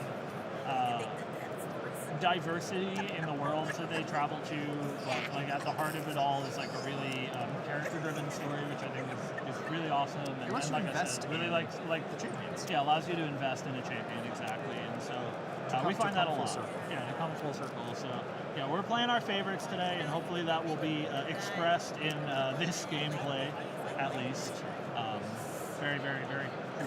Yeah, the lore in Grand Archive is something that they've been focusing on a lot lately, and they have been putting out these lore articles. You can again find those on the website at gatstudio.com, and they're really cool. So I definitely recommend that you check them out if that is your sort of thing. But if you just like gaming and playing the game, let's do it. Let's do it up. Hey, good luck, sir. Good luck to you. I hope you draw nothing but terrible cards and unplayable hands. Wow. Judge?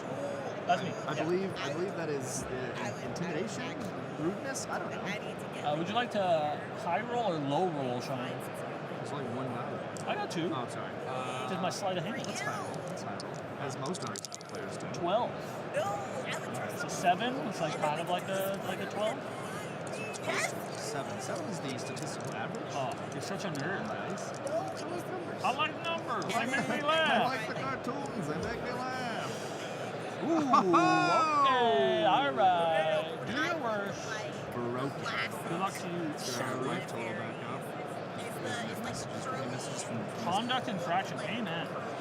This guy. Oh wait, me. That was This you. guy. Ah. Who gave it? Was that No, Larry? no, Larry no, give you no, the conduct no, infraction? No.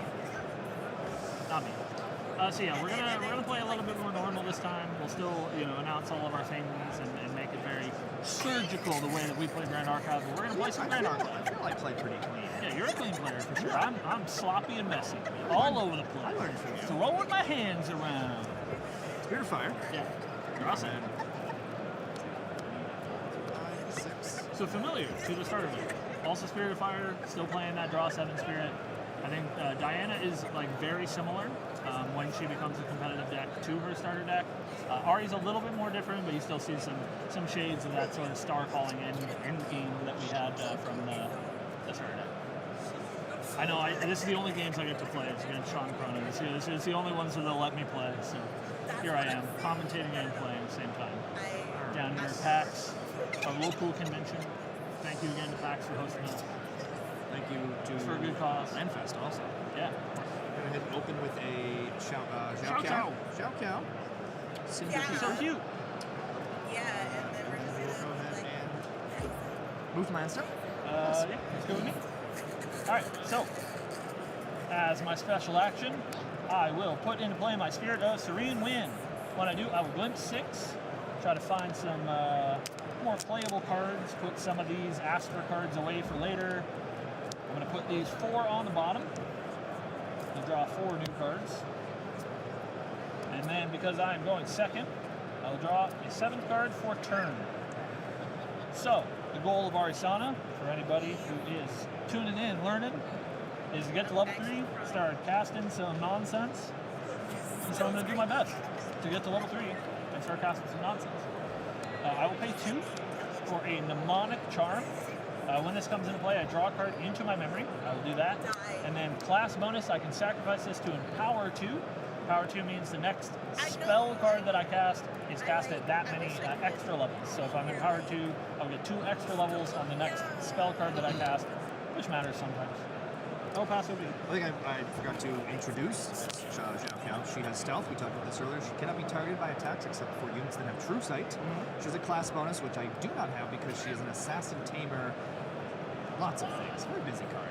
Animal, so cat, beautiful. human. Yeah, so awesome. Attacks can't be retaliated. That's irrelevant for me. However, if a unit hit by Xiao this turn would die, banish it instead. So instead of going to the graveyard, if that unit had floating memory, get rid of it instead. Get rid of it. I have effects on your end step, sir. Okay, sounds good. I'm going to go ahead and do the fire thing. Crazy. We're going to do a creative shock. Let's do one. Creative shock says draw 2 cards, then discard a card. Very simple, very effective. We're going to draw 2 It cards. is a catwalk. Look at it. You better be looking at chat, not my I'm not looking at you. There's a question in the chat that says, hi Cam, what is Omnidex, if I didn't miss your explanation, and where can people play Grand Archive around the Boston area?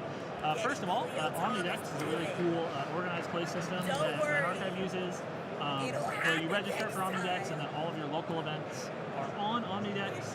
And they do this very cool thing, which is like a very old school TCG thing, that as you play in events, just like local level events, even up to regionals, nationals, worlds, you get points on Omnidex, and then once you reach certain thresholds of points, they will send you promotional stuff. So Sean Cronin here is in gold.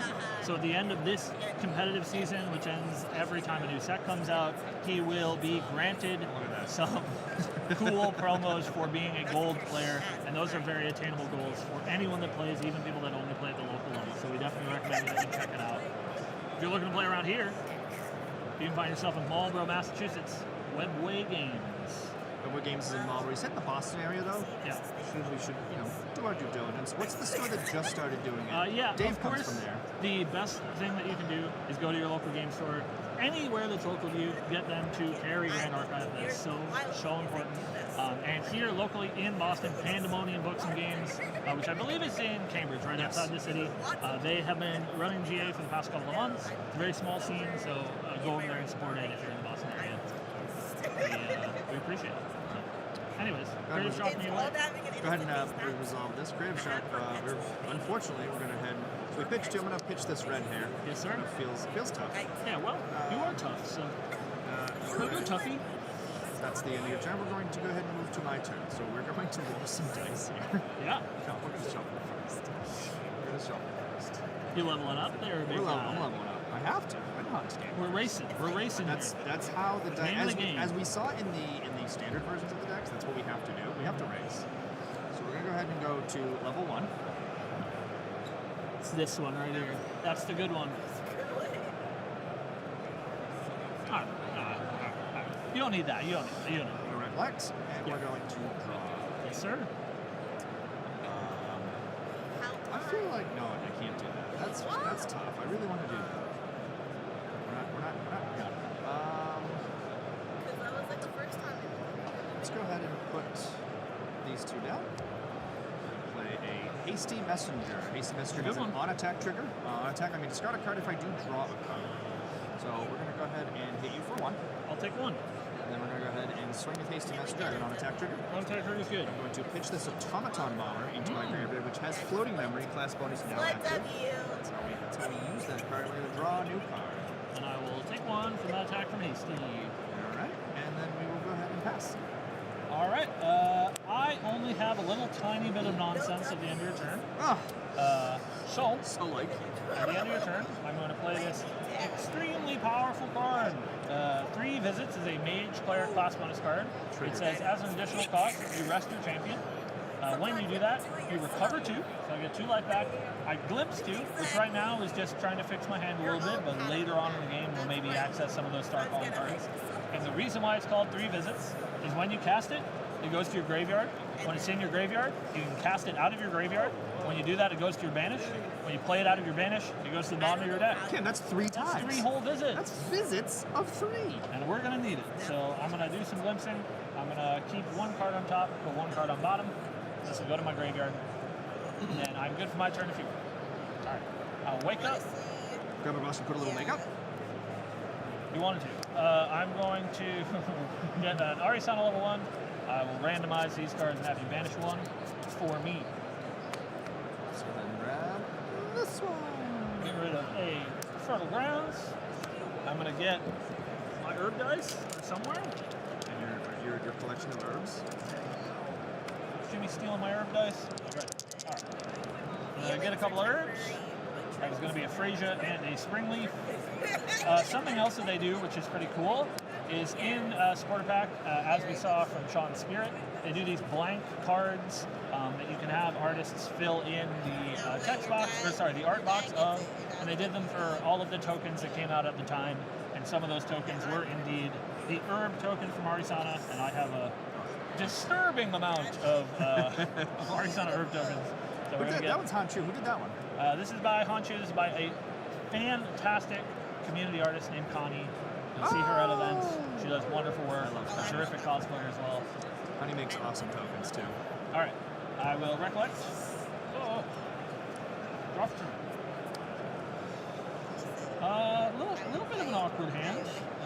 Not gonna lie to you there, Sean. Good. That's what I like to hear. We can maybe hang out for a little bit. So. This is the one, the only. We gotta explain this one. So we mentioned a little bit early in the stream a thing called Proxy's Vault, which is a thing that the Grand Archive does to sort of uplift archetypes that are having a hard time. That was once Arisana. That is no longer Arisana because they've printed a very powerful card called Polaris, Twinkling Cauldron. This card has Arisana bonus that says I may activate it out of my material deck during my main phase. Very powerful.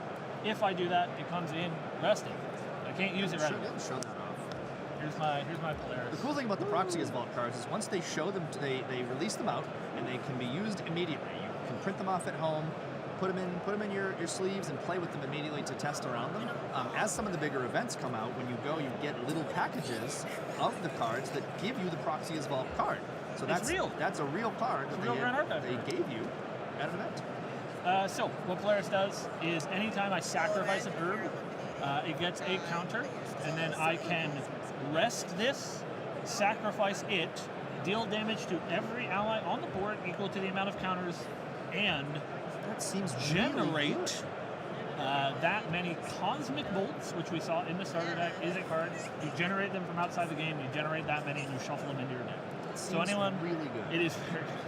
Anyone who is worried about Arisana's win condition being a little bit slim, because 4 Cosmic Bolts is usually not enough to kill your opponent, usually you have double that, and that's pretty good. So we're going to get this Polaris. That's not the part that I don't like. Yeah? Well, that's the part that I do like.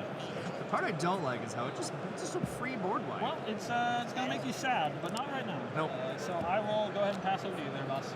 Okay. We're gonna wake up. We are going to Wake up. materialize. We are going to materialize a Diana level 2. Okay. We're going to use this floating memory from graveyard. Yep. This one is the wrong way. Trailer OCD. We're gonna use one of these, please. Yes, sir. Do.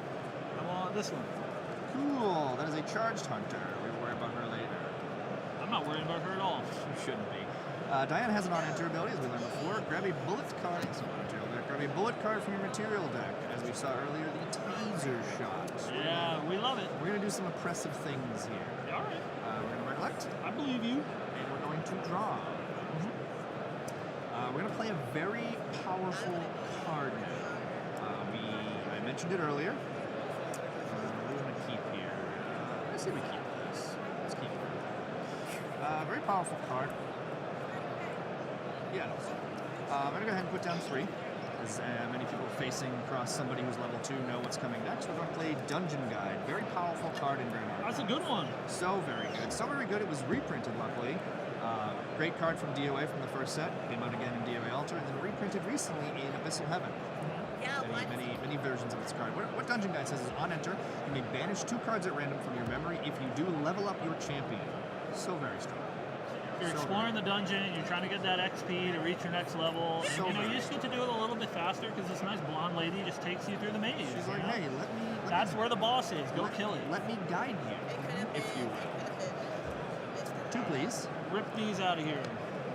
We have a Crimson Tear and another Charged Hunter. We have more things to do. Yeah, We're going to go ahead and lineage release. sounds good with me. Opportunity. Sounds good, man. We're going to get rid of this Diana. We're going to go materialize a gun. We're going to get this Shadows Twin. We have to pay costs for it. There goes our last card. It's not I really wanted to play here. I'm gonna butcher that. Shang. Shang. Now Terrible. I'm so bad. I had one card left. Yeah. But now we have a pretty good board state, and we've got some things we can do. Yeah. I'm gonna go ahead and tap this taser shot to load it into my Shadows Twin. Oh, I missed. I'm distant. To represent that. I would like to respond to you loading your Shadow Twin I bet you would. so that I don't die. I bet I'm you a little would. bit worried. Can't you just let me do things? Why are you so I oppressive? have to win. This is so oppressive. What did Diana ever do to you? I'm going to pay 2. I'm going to play a spell called Zephyr. It says it suppresses target ally or Regalia. Regalia is the super type that you use for all of the cards that go into your material deck other than your champion. And suppress means that it leaves the field, and at the beginning of the next end step, it will come back into the field unrested. You However, are doing this in response to me wresting the bullet. yes. That's So I'm interesting. gonna go ahead and Zephyr the Shadow's Twin to get it off the board. That's interesting. I feel we could use this as a teachable moment. I think that's a little too inside baseball. Too inside baseball. I think we should use it as a teachable moment. No, the amount of times in an event when people do it wrong, I really shouldn't be helping anybody. But I feel like as a Diana player and somebody who appreciates it communication, I think you should wait to use that stuff. Because when there's a trigger you could respond to. Okay. Yeah. All right. Sure. I will put this card back into my hand. I didn't do anything. Well, it's loaded. Okay. There's a Shadows Twin trigger. What happens? Trigger goes on the stack. Okay. Would you like to respond? I would like to respond to your Shadow's Twin turn. I would like to Zephyr this Shadow's Twin. My gun is now Zephyr. It's suppressed. It leaves until the next end step. What happens to the bullet that was in it? So the bullet that is in the gun disappears. Because the gun disappears and the Oh. bullet was loaded into it. That So the sucks. bullet goes with it. It has renewable. So when it gets banished, doesn't it go back here? No, it it does was in not. a different zone. It's gone forever. Okay. It's gun tech for you. I should give that out. Sorry, Tim. He's a monster. I'm- All right. What's helping people? Sure. You're a monster. You should just let me shoot you at Well, least I don't want once. to get shot. Once. With the taser shot? Yeah, that's the I'm at point. level 1. Fine. You're evil. Take one. I'll take it. That's good. Take one on attack trigger. Yeah. Keeping that one? Yeah, Let's get get rid rid of of this looking it. stuff. Who needs it? I feel like I'll take it. And take one more. I'll take it. I will move to end step. Beginning of my end step. I Yep. am no longer distant. My Shadow's Twin comes back. Man, what are you upset about? You're going back. Like, I didn't get to tase you, I bro. don't know why this guy's so mad. That's the fun. In all reality, Taser Shot is a very oppressive card. I would not be upset if that was no longer part of Look at all Diana's these, strategy. look at all these tools that I have to stop you. Oh, so many tools. All right. At the end of your turn, I would like to second visit. Play this out of my graveyard. I'll rest my champion. I'll recover 2, and I will glimpse 2. These cards are bad, so I'm going to put them on the bottom. Then 3 visits will go to my banish zone. All right. I'm good to go to my turn if you want. All right.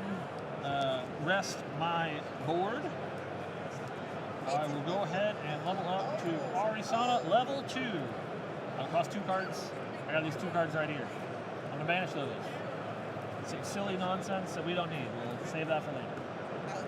When RE2 comes into play, I will gather twice. Get some more weed.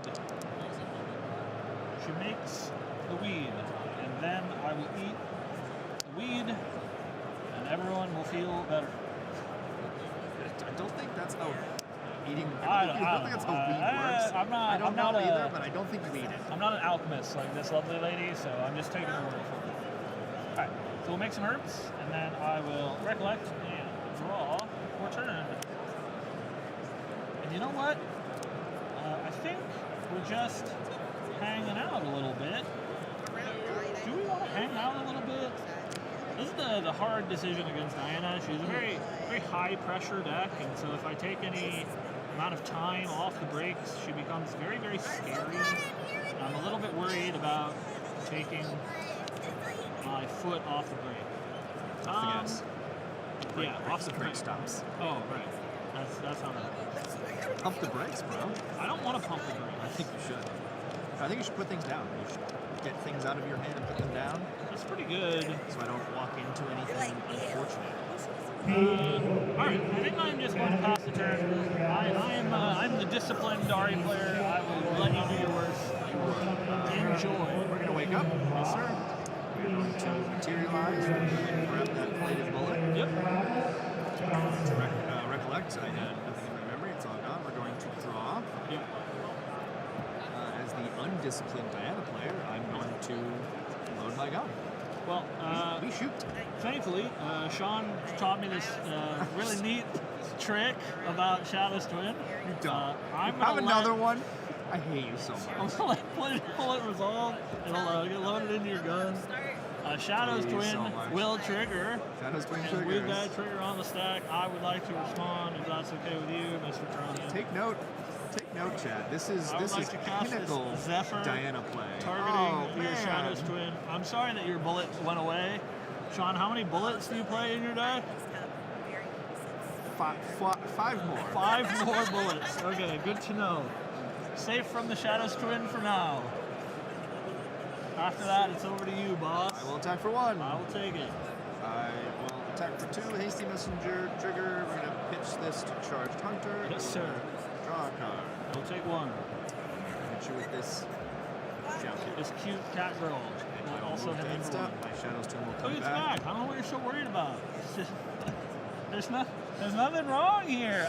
I don't know why this Chad, don't call me a monster. Monster. it's- Monster. I'm just playing the game, man. How many? What is it? Is it Oceania Nationals right now? Yes. How many Diana players are in I'm Oceania sure there's Nationals? tons. I'm sure there's Sure so there's many. tons. Very well represented champion. I'm going to materialize a very cool card. This is Art of War. There is a subtype of cards in Grand Archive. Whoa. We get 1 per set, and they're called Divine Relics. And that Divine Relic tag means you can only play 1 in your deck. So Art of War is my Divine Relic of choice, and what it says is allies that come into play cannot attack the turn they are played. And then anytime that I'm paying for a memory cost out of my material deck, I can sacrifice this to pay for 1 of that cost instead. So I'll get this Art of War, and I will recollect and draw. I think it's finally time to pay the piper. So I'm going to go ahead and pay 3, and I'll play my very own dungeon guide. So we can start getting some stuff started. Abyssal Heaven version. Yeah, the New reprint art? that Sean mentioned, a new Art of Dungeon Guide. Dungeon Guy. Dungeon Guide. You can go ahead and keep that one. I'll keep this middle one. And I will lose a couple of good cards, unfortunately. But we will get to level up to Arisana level 3. Astral Zenith. It says once per turn, I can pay 0 instead of paying a star calling cost, which you guys saw a little bit earlier in the stream. And maybe we'll get a little bit lucky with some glimpses, you know? Alright, I'll attack you for 1 there, sir. Oh no! I'm a cheater! I have an Art of War plan! I can't do that! Alright, I'll pass it. Wake up. I almost got it. I caught myself. Sorry. We're going to materialize Grand Crusaders. I'm sorry to hear that. As Cam mentioned, we have our Divine Relic. This is, may only have 1 Divine Relic in your material deck. This is just a great card. We're going to go ahead and banish this to draw a card. The old classic. The old classic. The Dawn of Ashes classic. We're going to recollect and we're going to draw. So, we now have a new game A plan. new game plan. Don't lose. Don't lose is a good game plan. We're going to start with Dungeon Guide. I think I've had enough. Have you? I think I've had enough. All right. And What on earth could you do about I it? can't stand this dungeon guide with a smug face She's so beating me cute. to death. You should. I would like to sacrifice this Phrasia to recover 1. Okay. When I sacrifice an herb, I'll put 1 counter on my Polaris. I would like to sacrifice this. Oh, I hit my mouse. I'd like to sacrifice this Silver Shine to recover 1. Put a counter on my Polaris.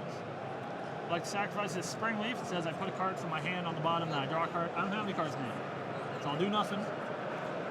But I'll get a counter on my Polaris. Monster. Then I will practice Blight Root. I'll get +1 level for the turn. That doesn't matter, I promise. I'll get a counter on this Polaris. Then, I will activate Polaris. It will deal 4 damage to all allies on the board. How do you feel about that, Mr. Sean? I feel so good about that. He feels so good and he feels great. So Everyone's good. having fun. I love when my allies get You bored. love your allies getting destroyed. Listen, my dungeon guide dies too. It's all allies on the board. Then I will take these 4 copies of Cosmic Bolt from outside the game. It looks pretty full, you know. I sure do. I will shuffle them into my deck. And then... I may proceed. You may proceed while I'm shuffling up. Now that that's gone, I'm going to go ahead and play this Lurking Oh! Assailant. You see Unfortunately, through my ruse! I have a fancy version of Lurking Assailant from a promo they did. The promos are so fancy. Lurking Assailant says, when it is awake, it has stealth. Its level 1+ ability is it may retaliate against... I forget how it's worded.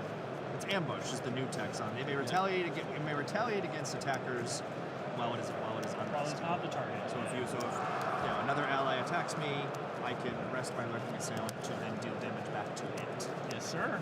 And I will move to my end step. Do you have any more cruel and unusual punishments Yeah, no, you'd like to? I think I have one thing I'd like to do actually. Let me guess. Are you going to glimpse? I don't have any cards in hand, but I do thankfully have this copy of 3 visits in my banish, So great. which I can play and rest So my champion great. and recover 2 and glimpse 2, which is the most important. I'm gonna not triggered glimpse from 2. any sort of past ascents by that card. To add insult to injury, while I'm glimpsing, I would like to cast a Comet Fall. This is a card that you saw in the starter deck. It says it has a star calling cost of 2. I will choose to pay 0 with Ari's ability instead. And it deals 4 damage to all non-Astra units, which looks like that's you and your new Lurking Assailant as well, huh? Yeah, it's a shame, isn't it? Oh, this deck is so good. Unfortunately for me, this will go on the bottom of my library. Unfortunately. I've cast it for the 3rd time. So. All right, I will go to my turn. And I'm going to grab, like I said, from our starter deck bout, Arisana's Weapon, the Cosmic Astroscope. This does have a memory cost of 1, and so I can either pay with my Artivore, as we discussed earlier, or I can pay with this card in memory. I think I'm going to try to build up a little bit more hand size than 1. That's a bit slow. So I'm going to choose to use this Artivore to pay for its cost. Before I recollect and pick this up, I would like to activate this to glimpse. What you want? I would. Just try to set up my deck a little Did bit. you miraculously find another Cosmic Bolt? I did not. I found this really cute girl with high heels and a big staff. Magic girls. Oh. She has a star calling cost of 1. Even allies can be star called out of my deck. So cool. We love Astra. Paying for that. I would like to use Ari's ability to make it free. And this little friend is a 1/3 ally, and she says she can rest herself to glimpse 2. Maybe that'll come up later. All right, I would like to recollect to draw for turn.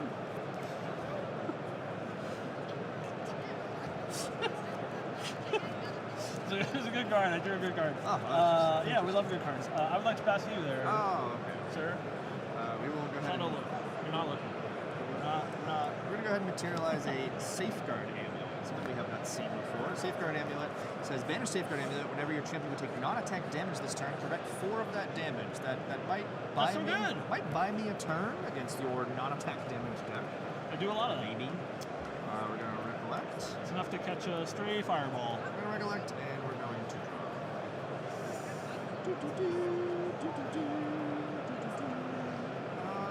Let's go ahead and play another Assailant. That's good with me, man. Let's try to keep pressure on the board. I love pressure on the board. We're going to go ahead and hit you for 2. I will take 2. We will go ahead and pass turn. I have some effects in your end stuff there, Of course buddy you do. boy. I would like to rest this hot lady to glimpse 2. Riveting Arisana gameplay here where your opponent gets to watch you play the game. It's so cool, man. All right, while I'm glimpsing, I'd like to show you a Cosmic Bolt. I'm going to choose to cast that for free, Lari's ability. Have you cast any? There's no Cosmics Advantage, or I don't believe so. I believe it's just the good old 4. So it'll be just 4 damage for your brain. take the 4. We'll put this over here so we know what we're looking at.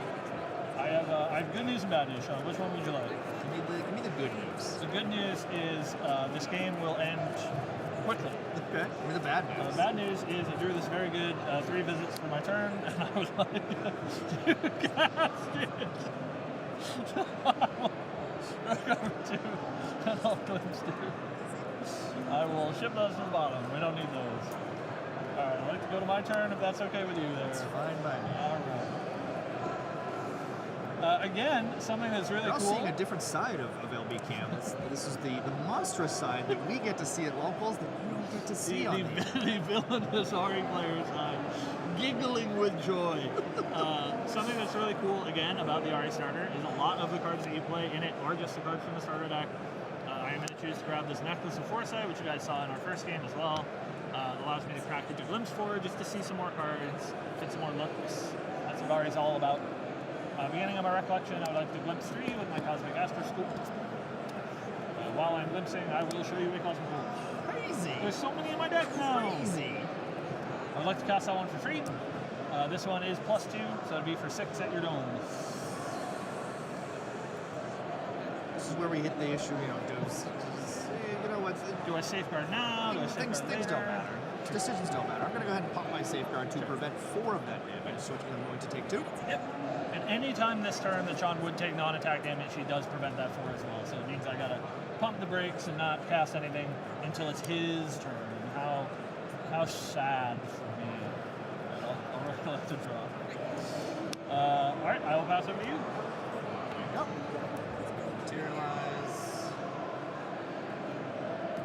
Last result 3 visits more than 3 times, says Jeff.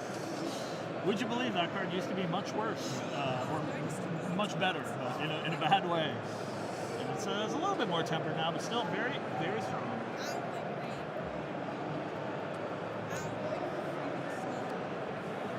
Play this Xiaoqian. She's so cute. She is so cute. We're going to deal 1 to our Lunar Seer here. So Sean, with his giant brain, has correctly understood that this card is very good for me to have in play. So he's going to try to kill it with his 2 allies, but she's going to do her best to protect herself. I like to respond, and I'll glimpse 2. And maybe she'll find something to deal with her bullies. Oh, yes, these are the bullies. She did not, so she'll take 1. Take 1. Here comes 2 more. Perish, she has. She banishes, sir. True. Chow says she is banished. I will move to instant. Yeah, I have effects in your inside. That's cool. Dude. I'm gonna go ahead and play this through. We're visiting Kong. You and your granny. She's so lonely. We should visit her more often. That's all I'm saying. I'll keep 1 on top. Just like a mean old granny, just visiting nonstop. Is that what mean grannies do? They visit you too much? Well, they want you to visit them. Oh, I see. They insist you visit more than 3 times. Okay. I'm going to get this very cool card so that we can talk about it. This is Portentous Tengu. It's a cake? What is a Tengu? A Tengu is a drum? Yeah, Tengu. it's got balls on both I sides. see. And it you like spin rattles? I think you spin it. I think that's what a tango is, Yeah. right? The balls go doop, doop, doop, doop, doop. And it's going to tell you something about the future because it's portentous. Portentous. Maybe that's what it is. So, Portentous Tengu is a very powerful card. It has an activated ability to pay 3, banish it, and then draw a card into your memory, which is an effect that is very strong to sort of build influence in the early game. Hey, that's interesting. I also have something That's similar. true. There's 1 in play, and the difference between these is this card is found in a starter product. They're called Recollection decks. You can hopefully still find them on store shelves that are LGS, and is like $10 because it comes in a starter product. This card is a lot more than that, and so this is a cool sort of substitution that you can make for some of the more expensive cards to keep your deck a little bit more budget, which I think is pretty cool. Super awesome. All right, so we'll get that. We're not going to activate it. We're instead going to activate this Cosmic Astroscope in my recollection. Do some glimpsing. These aren't good cards. I'm going to put those away. Oh, God forbid. You have those in your deck? I'm also going to crack this to glimpse 4. We'll keep looking. See what we got. I did find a cool one. Not a Cosmic Bolt, but a different Astro card. I reveal this Astrocyte. This one has a star calling cost of 0, so you can just play it for free. You don't have to use your RE ability, so I'm going to choose to not. I'll just pay 0 instead. And this says glimpse 1 and then draw a card, so it sort of feeds your chain, also gives you a little bit of influence as well. So I'm going to pass this, I'll glimpse 1. That card's bad, so I'll put it to the bottom. I'll draw a new card. And after all that is said and done, I'm just going to recollect and draw. Why are we air quoting recollect? Oh, I didn't have any cards in there. Oh. Sean, we look dangerously right. I think so. Do I let you play the game a little bit?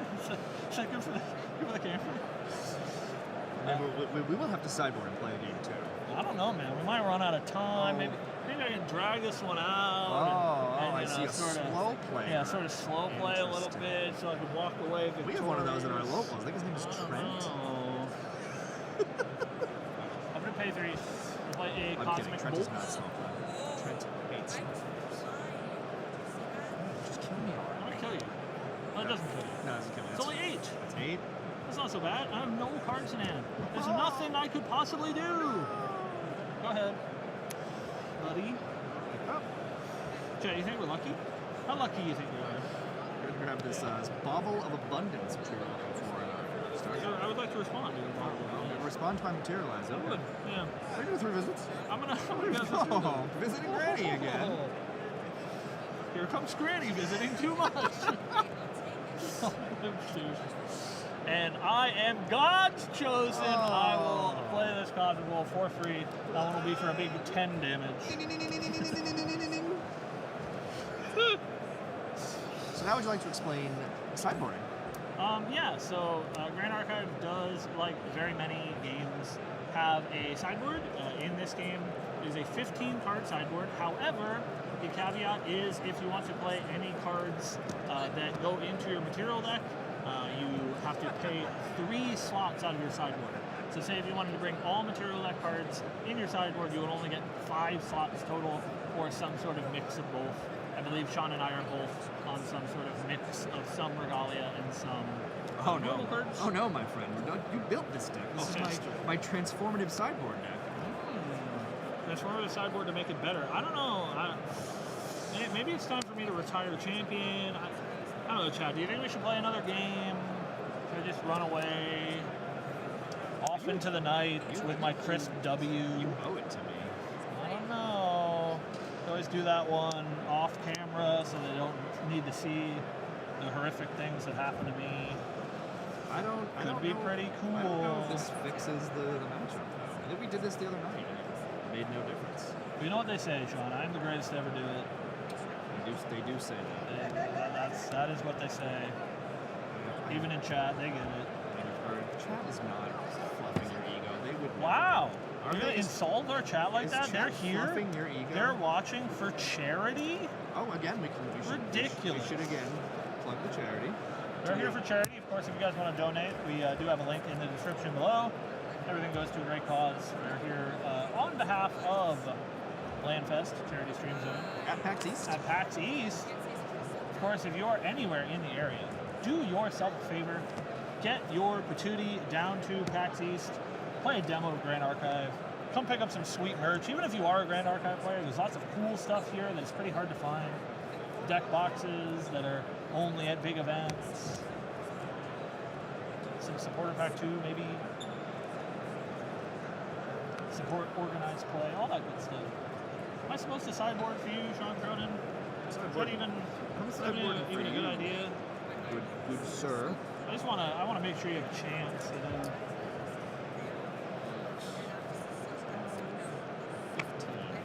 15 card transformative sideboard. Are you gonna need these creeping torments at all this game?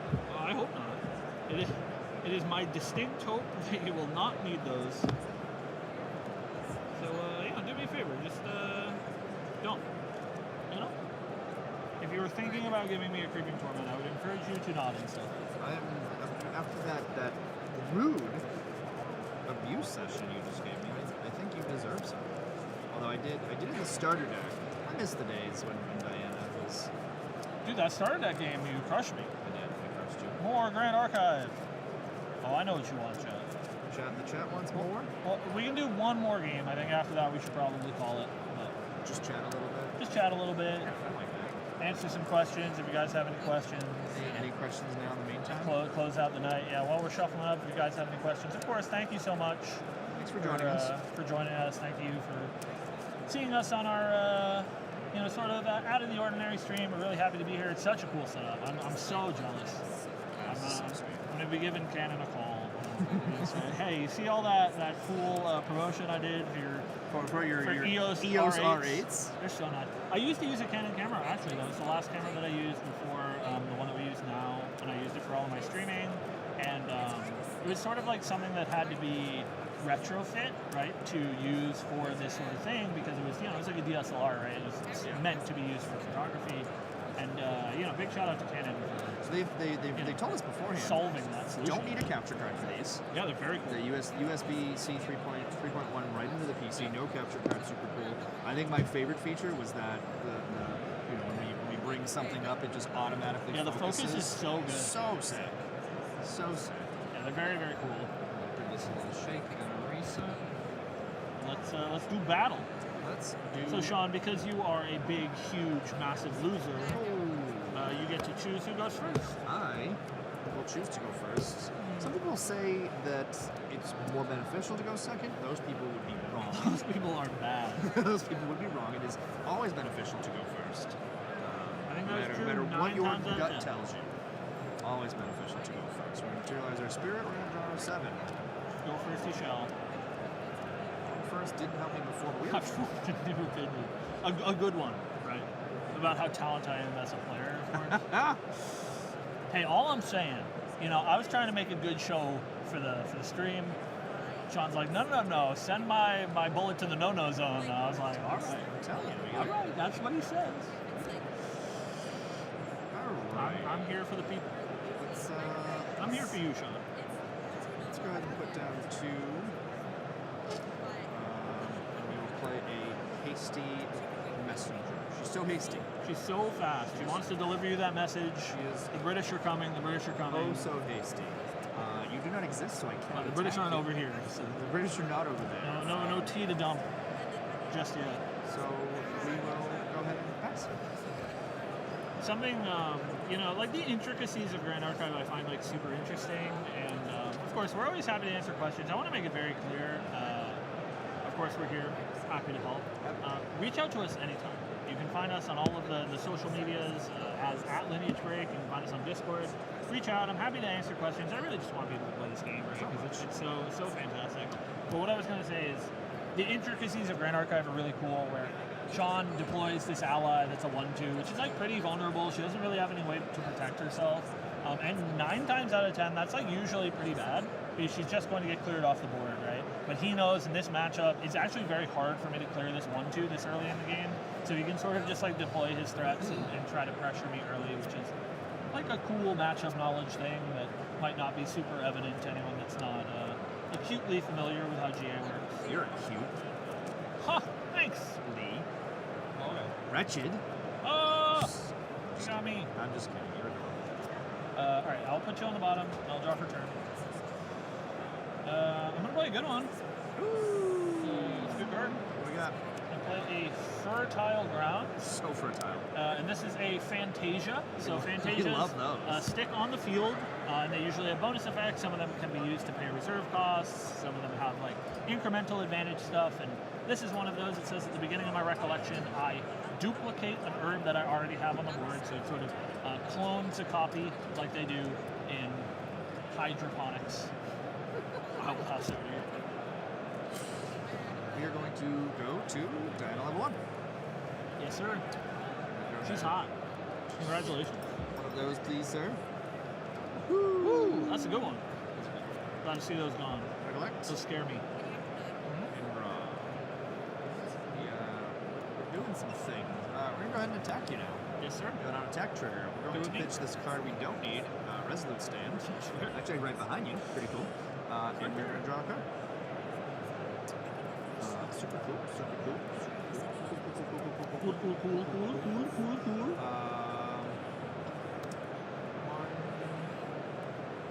2, 3. We're going to go ahead and cremation ritual. My hasty messenger. No! This poor girl. She just wanted to send you a message and you burnt her at the stake? I'll tell you what, she didn't give me the message I needed. Burn the witch. We're firing her, getting a new one. 1, Message 2. faster. Message not That wasn't received. hasty enough. We're going to go ahead and pass turn. All right, man. I'm going to go ahead and level up.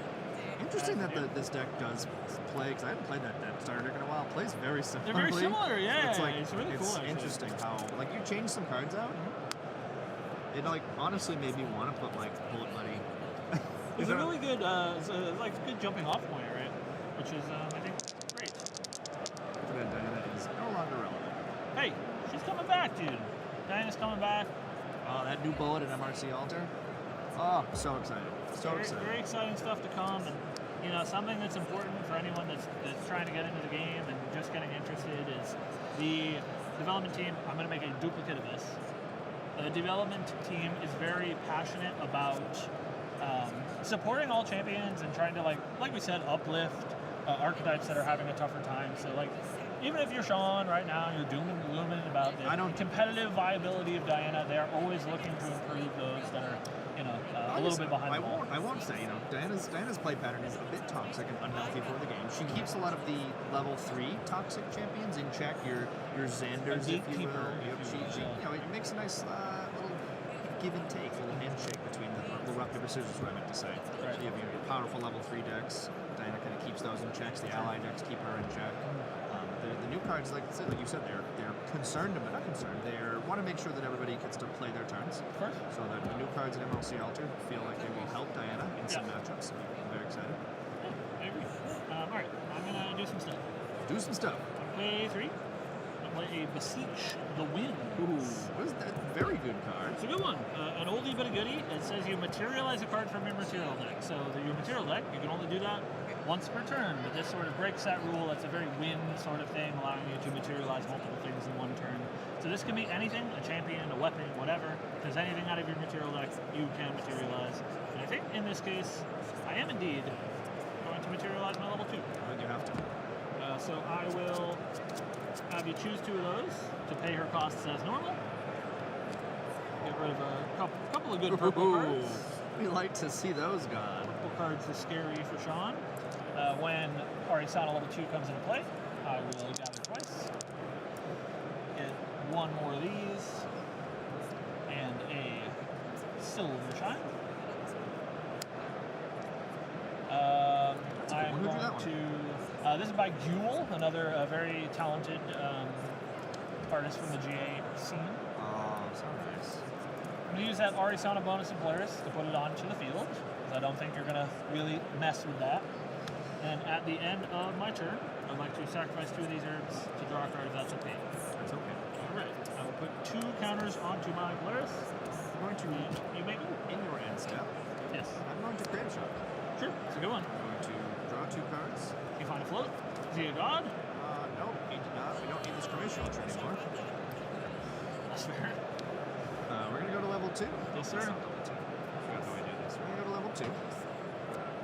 Yep. I'm going to go ahead and pay with 2 of these. There's so many to choose from. Trouble. And I'm hoping I get your dungeon guide. Oh, such a I'm monster. gonna take your dungeon guide. Such a monster. And it's this one right here. No, I meant the other one. No, I meant the other one. No. One more. It's this one. Nope. All right. Well, I tried. You know I don't cheat though. So. You tried. On entry trigger, we can Yes, get a bullet. We're gonna get this taser shot. Good one. Going to recollect. Yep. We're going to draw. Yes, sir. All right. I think we'll do that actually because we can't do otherwise. I'm going to show you this lurking assailant, this evasive maneuvers, and this Shang-Chang. Shang-Chang. Play Shang-Chang. Oh, interesting. No dungeon guide. Nope, we were not lucky. It has Imbue, which is a newer feature from Mortal Ambitions, which says we reveal the cards we play as we play it. They have to match the element of the card, and if I do, we get additional effects. If damage will be dealt to Shang-Chang from a non-norm element while she is imbued, prevent 2 of that damage. As I'm reading that out loud, I am now realizing that Polaris is a norm source. So, I'm mad. Fine, I'll let her hit me a couple of times. No dungeon guide. Yep. Well, here it comes. There's 2. Faster. I'm winning the lottery this weekend, you know? You are. No dungeon guide. No dungeon guides to worry about. That is how Diana works sometimes. You play the way that the Fire Diana deck plays. You can continue. I'll talk over you. You you are trying to find your dungeon guide, which is the key selection, turbo from 2 to 3 to kind of lock your opponent out of the game. Not the best gameplay, but that's what we tried to do. We tried to creative shock, which is a fire card lets me draw. We kill allies to draw more cards, kind of the identity of fire, looking for that dungeon guide. We unfortunately did not find it. And sometimes that happens. That'll happen. That's the way it goes. All right, I got that Tengu on my turn. Cracked it in my recollection to draw an extra card. Got my Fertile Grounds trigger. Oh well, Sean is yapping. However, let me guess. I found a dungeon guide, so I'd like to play that there dungeon guide. Play that dungeon. I would like to have you choose 2 of those, please. 2 of those. 2 charms. We're charmed up. Goated. Charmed up on a Tuesday. Except it's Saturday. Alright, I am now Ari level 3. She is my queen, and I die for her. I'll attack you for 1. I'd like to go to the end of my turn there, Jonathan. Oh, do you have effects in your end step? I do! I'd like to sacrifice these 2 herbs to draw a card. Got so many herbs over I'll there. put 2 counters on my Polaris. Up to 4 total. And you may proceed, my king. We are going to hard level to 3. Gotta do Brutal! it. Gotta do it. Yes, sir. Going to get rid of this lurking assailant, evasive maneuvers, and the Shang that you saw last turn. The buffer to wake up. Unentered, Diana becomes distant. Hello, Diana. She's so far away. Where is she? We're going to recollect, and we're going to draw. It's not useful to me. Let's go ahead and play this Hasty Messenger. Yes, sir. So that we can put cards down. Yeah. So we can lineage release. Do you have an opportunity? I think I am going to respond in not the way that you think, but in a way. Okay. I would like to crack this to gain a life. Put a counter on my Polaris. And I would like to crack Polaris for 5. And I'm going to put some bolts into my deck. I have to get 1 more, and then you may lineage release. It's fine. Your dungeon guy also died. Yes, she is so dead. We have And lineage sad. released. We are going to get our Shadows Twin. Yes. We have to pay for it with 1 of these. Yes, sir. That one. It is our second Umbral Tide. I have a feeling we're not going to need that anyways. I'm going to do the Diana thing. Now, Chad, as a experienced Diana player here, I am walking into what I can see Cam has 3 cards in I'll hand. be 3 cards there, sir. Playing into a wind deck, we presume one of them is a Zephyr, what he did to me last game. But in Diana, we don't care. We just pedal to the metal. Make them have it. Make him have it, as the kids say these days. So if he doesn't have it, he's getting some creepy torments. And if he does, he most likely, he could have held up that 3 to threaten me so that I was scared to shoot him. But joke's on him, we don't use our brain in Diana. We just shoot. Waiting for you to finish shuffling. Respecting. Thank you. I appreciate your respect. And I would never do anything to disrespect. Never, not Not once You in like- our... Ooh, thought we can't have nice things. Not once in our many years of friendship. Thank you. I'm going to rest my taser shot to load it into my Shadows Twin. There is a Shadows Twin trigger entering the stack. Sean, can you remind me how this interaction works? Because I'm a little unclear. So I would like to cast the Zephyr. make him have it. Joke's on me. Where's your bullet go? Joke's on me. I don't Diana understand. players. I don't understand. What happened? There is a card I do play. I put 4 in called Deploy Gun Shield, which does give my gun Spell Shroud, which would have prevented that from happening. But because we didn't see any of those, including our dungeon guides, if you see something like that, you take a turn off to protect your gun, and then you bamboozle those terrible wind players. But I made him have it, and he had it. Pass to you. I don't know. I gotta kill you. And that's He has easier said than done. He has too few influence. We hope he does not have another one, unlike last game. Alright, I'm gonna grab my astroscope. And have you choose one of these. One, please, boss man. One. Beseech on. Another besmeech. Beginning of my recollection, I would like 2 glimpses. I suppose it was good we played the starter deck so people could see how good Diana Yeah. was at one point and She's a could be. queen. She is still forever my queen. I'm going to put them back on top like this. Oh, I'm going to put them back on top like this. I wonder what we have. Is that right? There we go. Alright. I will duplicate one of those. I will recollect and draw. I would like to cast an Astro Sunny. Oh, weird. It's a good card. It's a great card. It says glimpse 1 and draw a card. Yeah, It basically just replaces itself. It does. And you glimpse 3 beforehand, setting up your deck. I will say, very big brain Arisana play. My favorite players to play against are bad Arisanas. My favorite. This is for free. I'll draw a card. Just for 4. Not stop. Alright, after that, I'm just going to go to the end of my turn. I will sacrifice these 2 to draw cards. And you may go ahead, sir. Just go ahead and materialize our other bullet. Oh, we've been here before. Is chat telling you what a monster you are again? We will I'm just doing God's work. recollect and draw. Some people Show it to everybody. late to the party. Late to the party, as, always. As usual, late to the party. She woke up late, didn't set her alarm. Oh, sorry, I didn't plug my phone in. You know, whatever excuse she We're wants to going use. to rest to load. That's okay. We have a Shadow's Twin trigger on the staff. Do you have it? Trigger's fine. Ah, he doesn't have it. Now it feels great. We have gameplay. We're going to shoot this bullet. I'm sure he's assuming he's going to prevent it. He's coming in for 2, 4, I'm just kind of big, actually. 5. Can you prevent 5 in your win deck? You got no increase in levels to do his nascent barrier. Not really. I think I'm going to cast it anyway. Alright, you're going to prevent some damage. I suppose Yeah. you do need the help. Alright, I will play a Nascent Barrier. So what Nascent Barrier does is it prevents the next level plus 1 damage that I would take. And then as long as I'm level 3 plus, I get to glimpse 3. So currently we'll be preventing 4. Sean is coming in for 5. But I do get a nice glimpse 3 off of this card, so I'll do that. And you know, we got Weird. Weird how we set this up. Chat, they do say. I didn't find it. Oh. I'll put 2 on top. Let's I put 1 on was about to say, top. greatest to ever do it. I didn't find it. She lifts her glimpses from time to time. Still in response. I'd like to cast it. What did we find here? Now who's playing with their meat?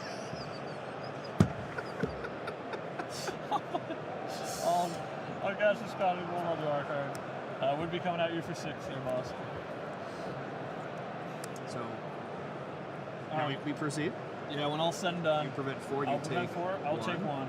But the Oh, damage yeah. isn't the important part. You know what that means? I got a couple of creepies. You get some creepies. 2 creepies for I like me. to keep track of the creepies I give out, so I don't have to constantly ask. But this really fancy gift I was given last Christmas for Secret Santa, some very handsome special friend of mine gave me that, and I keep track of my creepy times that way. I don't know if the shotgun mic can hear you whisper. It was Cam. You all set up for that, boss? Yeah, I'm just gonna go ahead and represent things. We were going to move to end step. Well, thankfully I'm not all set. I Because figured you. I mean, like, I figured you have. I only have things- 1 card in hand. And what could it be? A copy of 3 visits. Of course. This is what the people love. So glad my deck has so This many is what things. they're So many here things to for. deal with this matchup. I'll put this on the bottom. Alright, I'll go to my turn. I will grab an artboard. And I will, in my recollection, You know what these cards in my hand will be great I'm for so soon? good. That new bullet. This game. Some would say the greatest to ever do it. I'll put 2 on top. Yes, I'll put 2 on. Alright, I'll recollect. I'll draw my 1 card. You have any way to draw more? You should. You should play some astrocytes. Hey, all plays. Ah, weird. I'll recover 1. Rogan. Let's do. No! What'd you do? That's not what I wanted to see. Yeah, we'd like to hear More that. cards to cast than I can cast. What a hard problem for me to have. I'll play this Lunar Sphere. I will use her ability.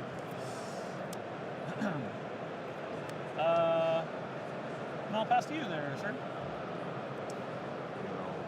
I don't know, man. Maybe you just keep shooting me and I'm dead.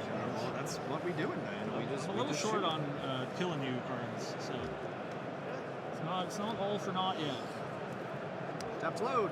Looks good. Trigger. Trigger's good. Yeah, we love to hear it. We're coming in for a whopping 2 for the bullet, 3 for the gun. Coming in for a whopping 5. Maybe so respond. Do some peeks. I will glimpse to you. Let's do. That's a good card. It casts the bolt for 8.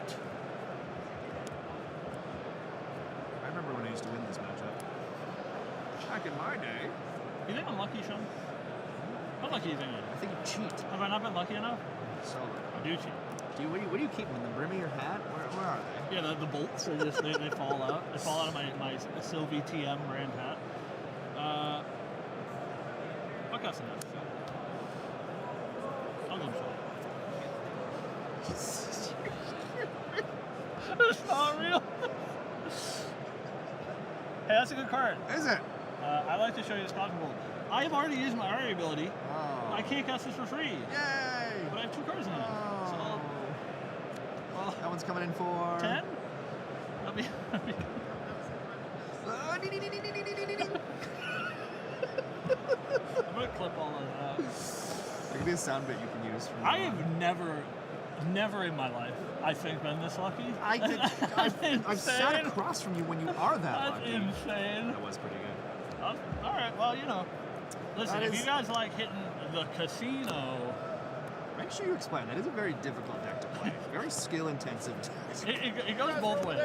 It goes both ways, you know. It's either a very hard deck to play, or you're the luckiest man alive, and you know, just make it look super easy.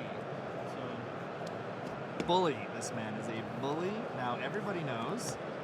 Everybody has finally seen you in action. Does this mean I'm canceled? Is this? No, we can't cancel you. Is it over? You've brought too many new players into the game.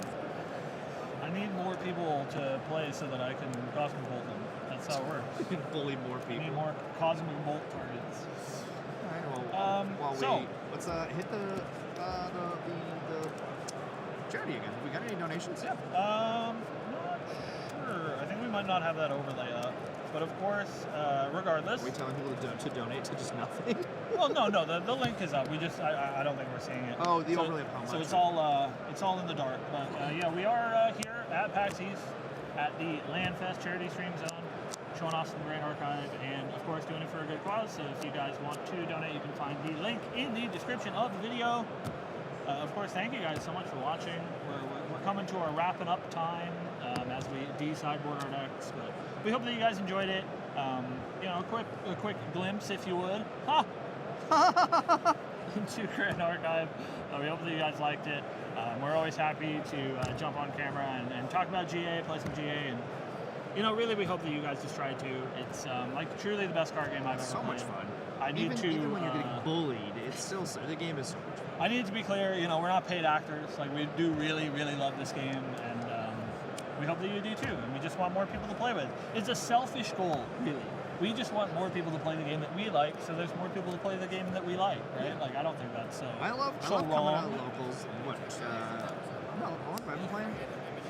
Man, you started in MRC? That was like almost a year ago, right? Because MRC Ultra's coming up soon. Since I started, you know, a little over a year ago, it's really awesome to come into our locals and see like 8 to 10 people. Yeah. You know, sometimes you know our regionals are getting larger and larger. We're hitting like 50 people for our regionals, which is really cool. Yeah.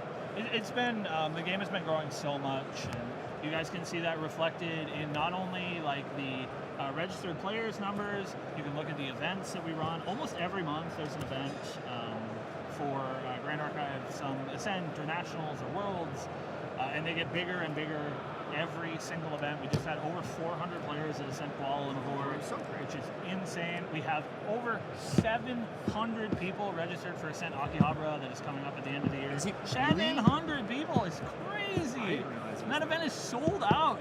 More people cannot register. There's so many there. I think they talked about. No, there's 100 more tickets coming. There's 100 more tickets coming in October. Those are going to, I believe, be the last tickets available for the event in November if you guys are looking to make a Japan trip. But yeah, the game is just growing so fast, and you really want to get in on the ground floor, right? You can play these ALC champions. ALC is a pretty old set now. We have it here at PAX East, and you can play these ALC champions and open your Diana Duststalker, and she's a pretty penny, So get in on the ground floor while you can. Somebody posted on Merlin's Marketplace, which is a Discord channel to plug Merlin's as well, helping the community. Merlin's is a Discord channel where people buy and sell and trade cards, kind of alternatively to TCG and our corporate overlords. Also a great community option for people to. There's all kinds of things. There's stories on there. People talk about helpful tips for decks. There's judging rules that people talk about on there. It's great. The community is just so awesome. Yeah, I think the community is the best part about it for sure. And we are ever growing, and we're happy to welcome you into said community as well. So we hope you enjoyed it. Hopefully you can make it out to PAX. If you can't make it out to PAX, I know it's a little short notice. It's just Sunday tomorrow, right? You can make it out to other events that Grand Archive is going to be at. Jimmy, where are you guys going? Do you know off your head? Events coming up? Our next event's Anime North. Anime North. You guys go to Anime North. That's in Canada. Oh, is it?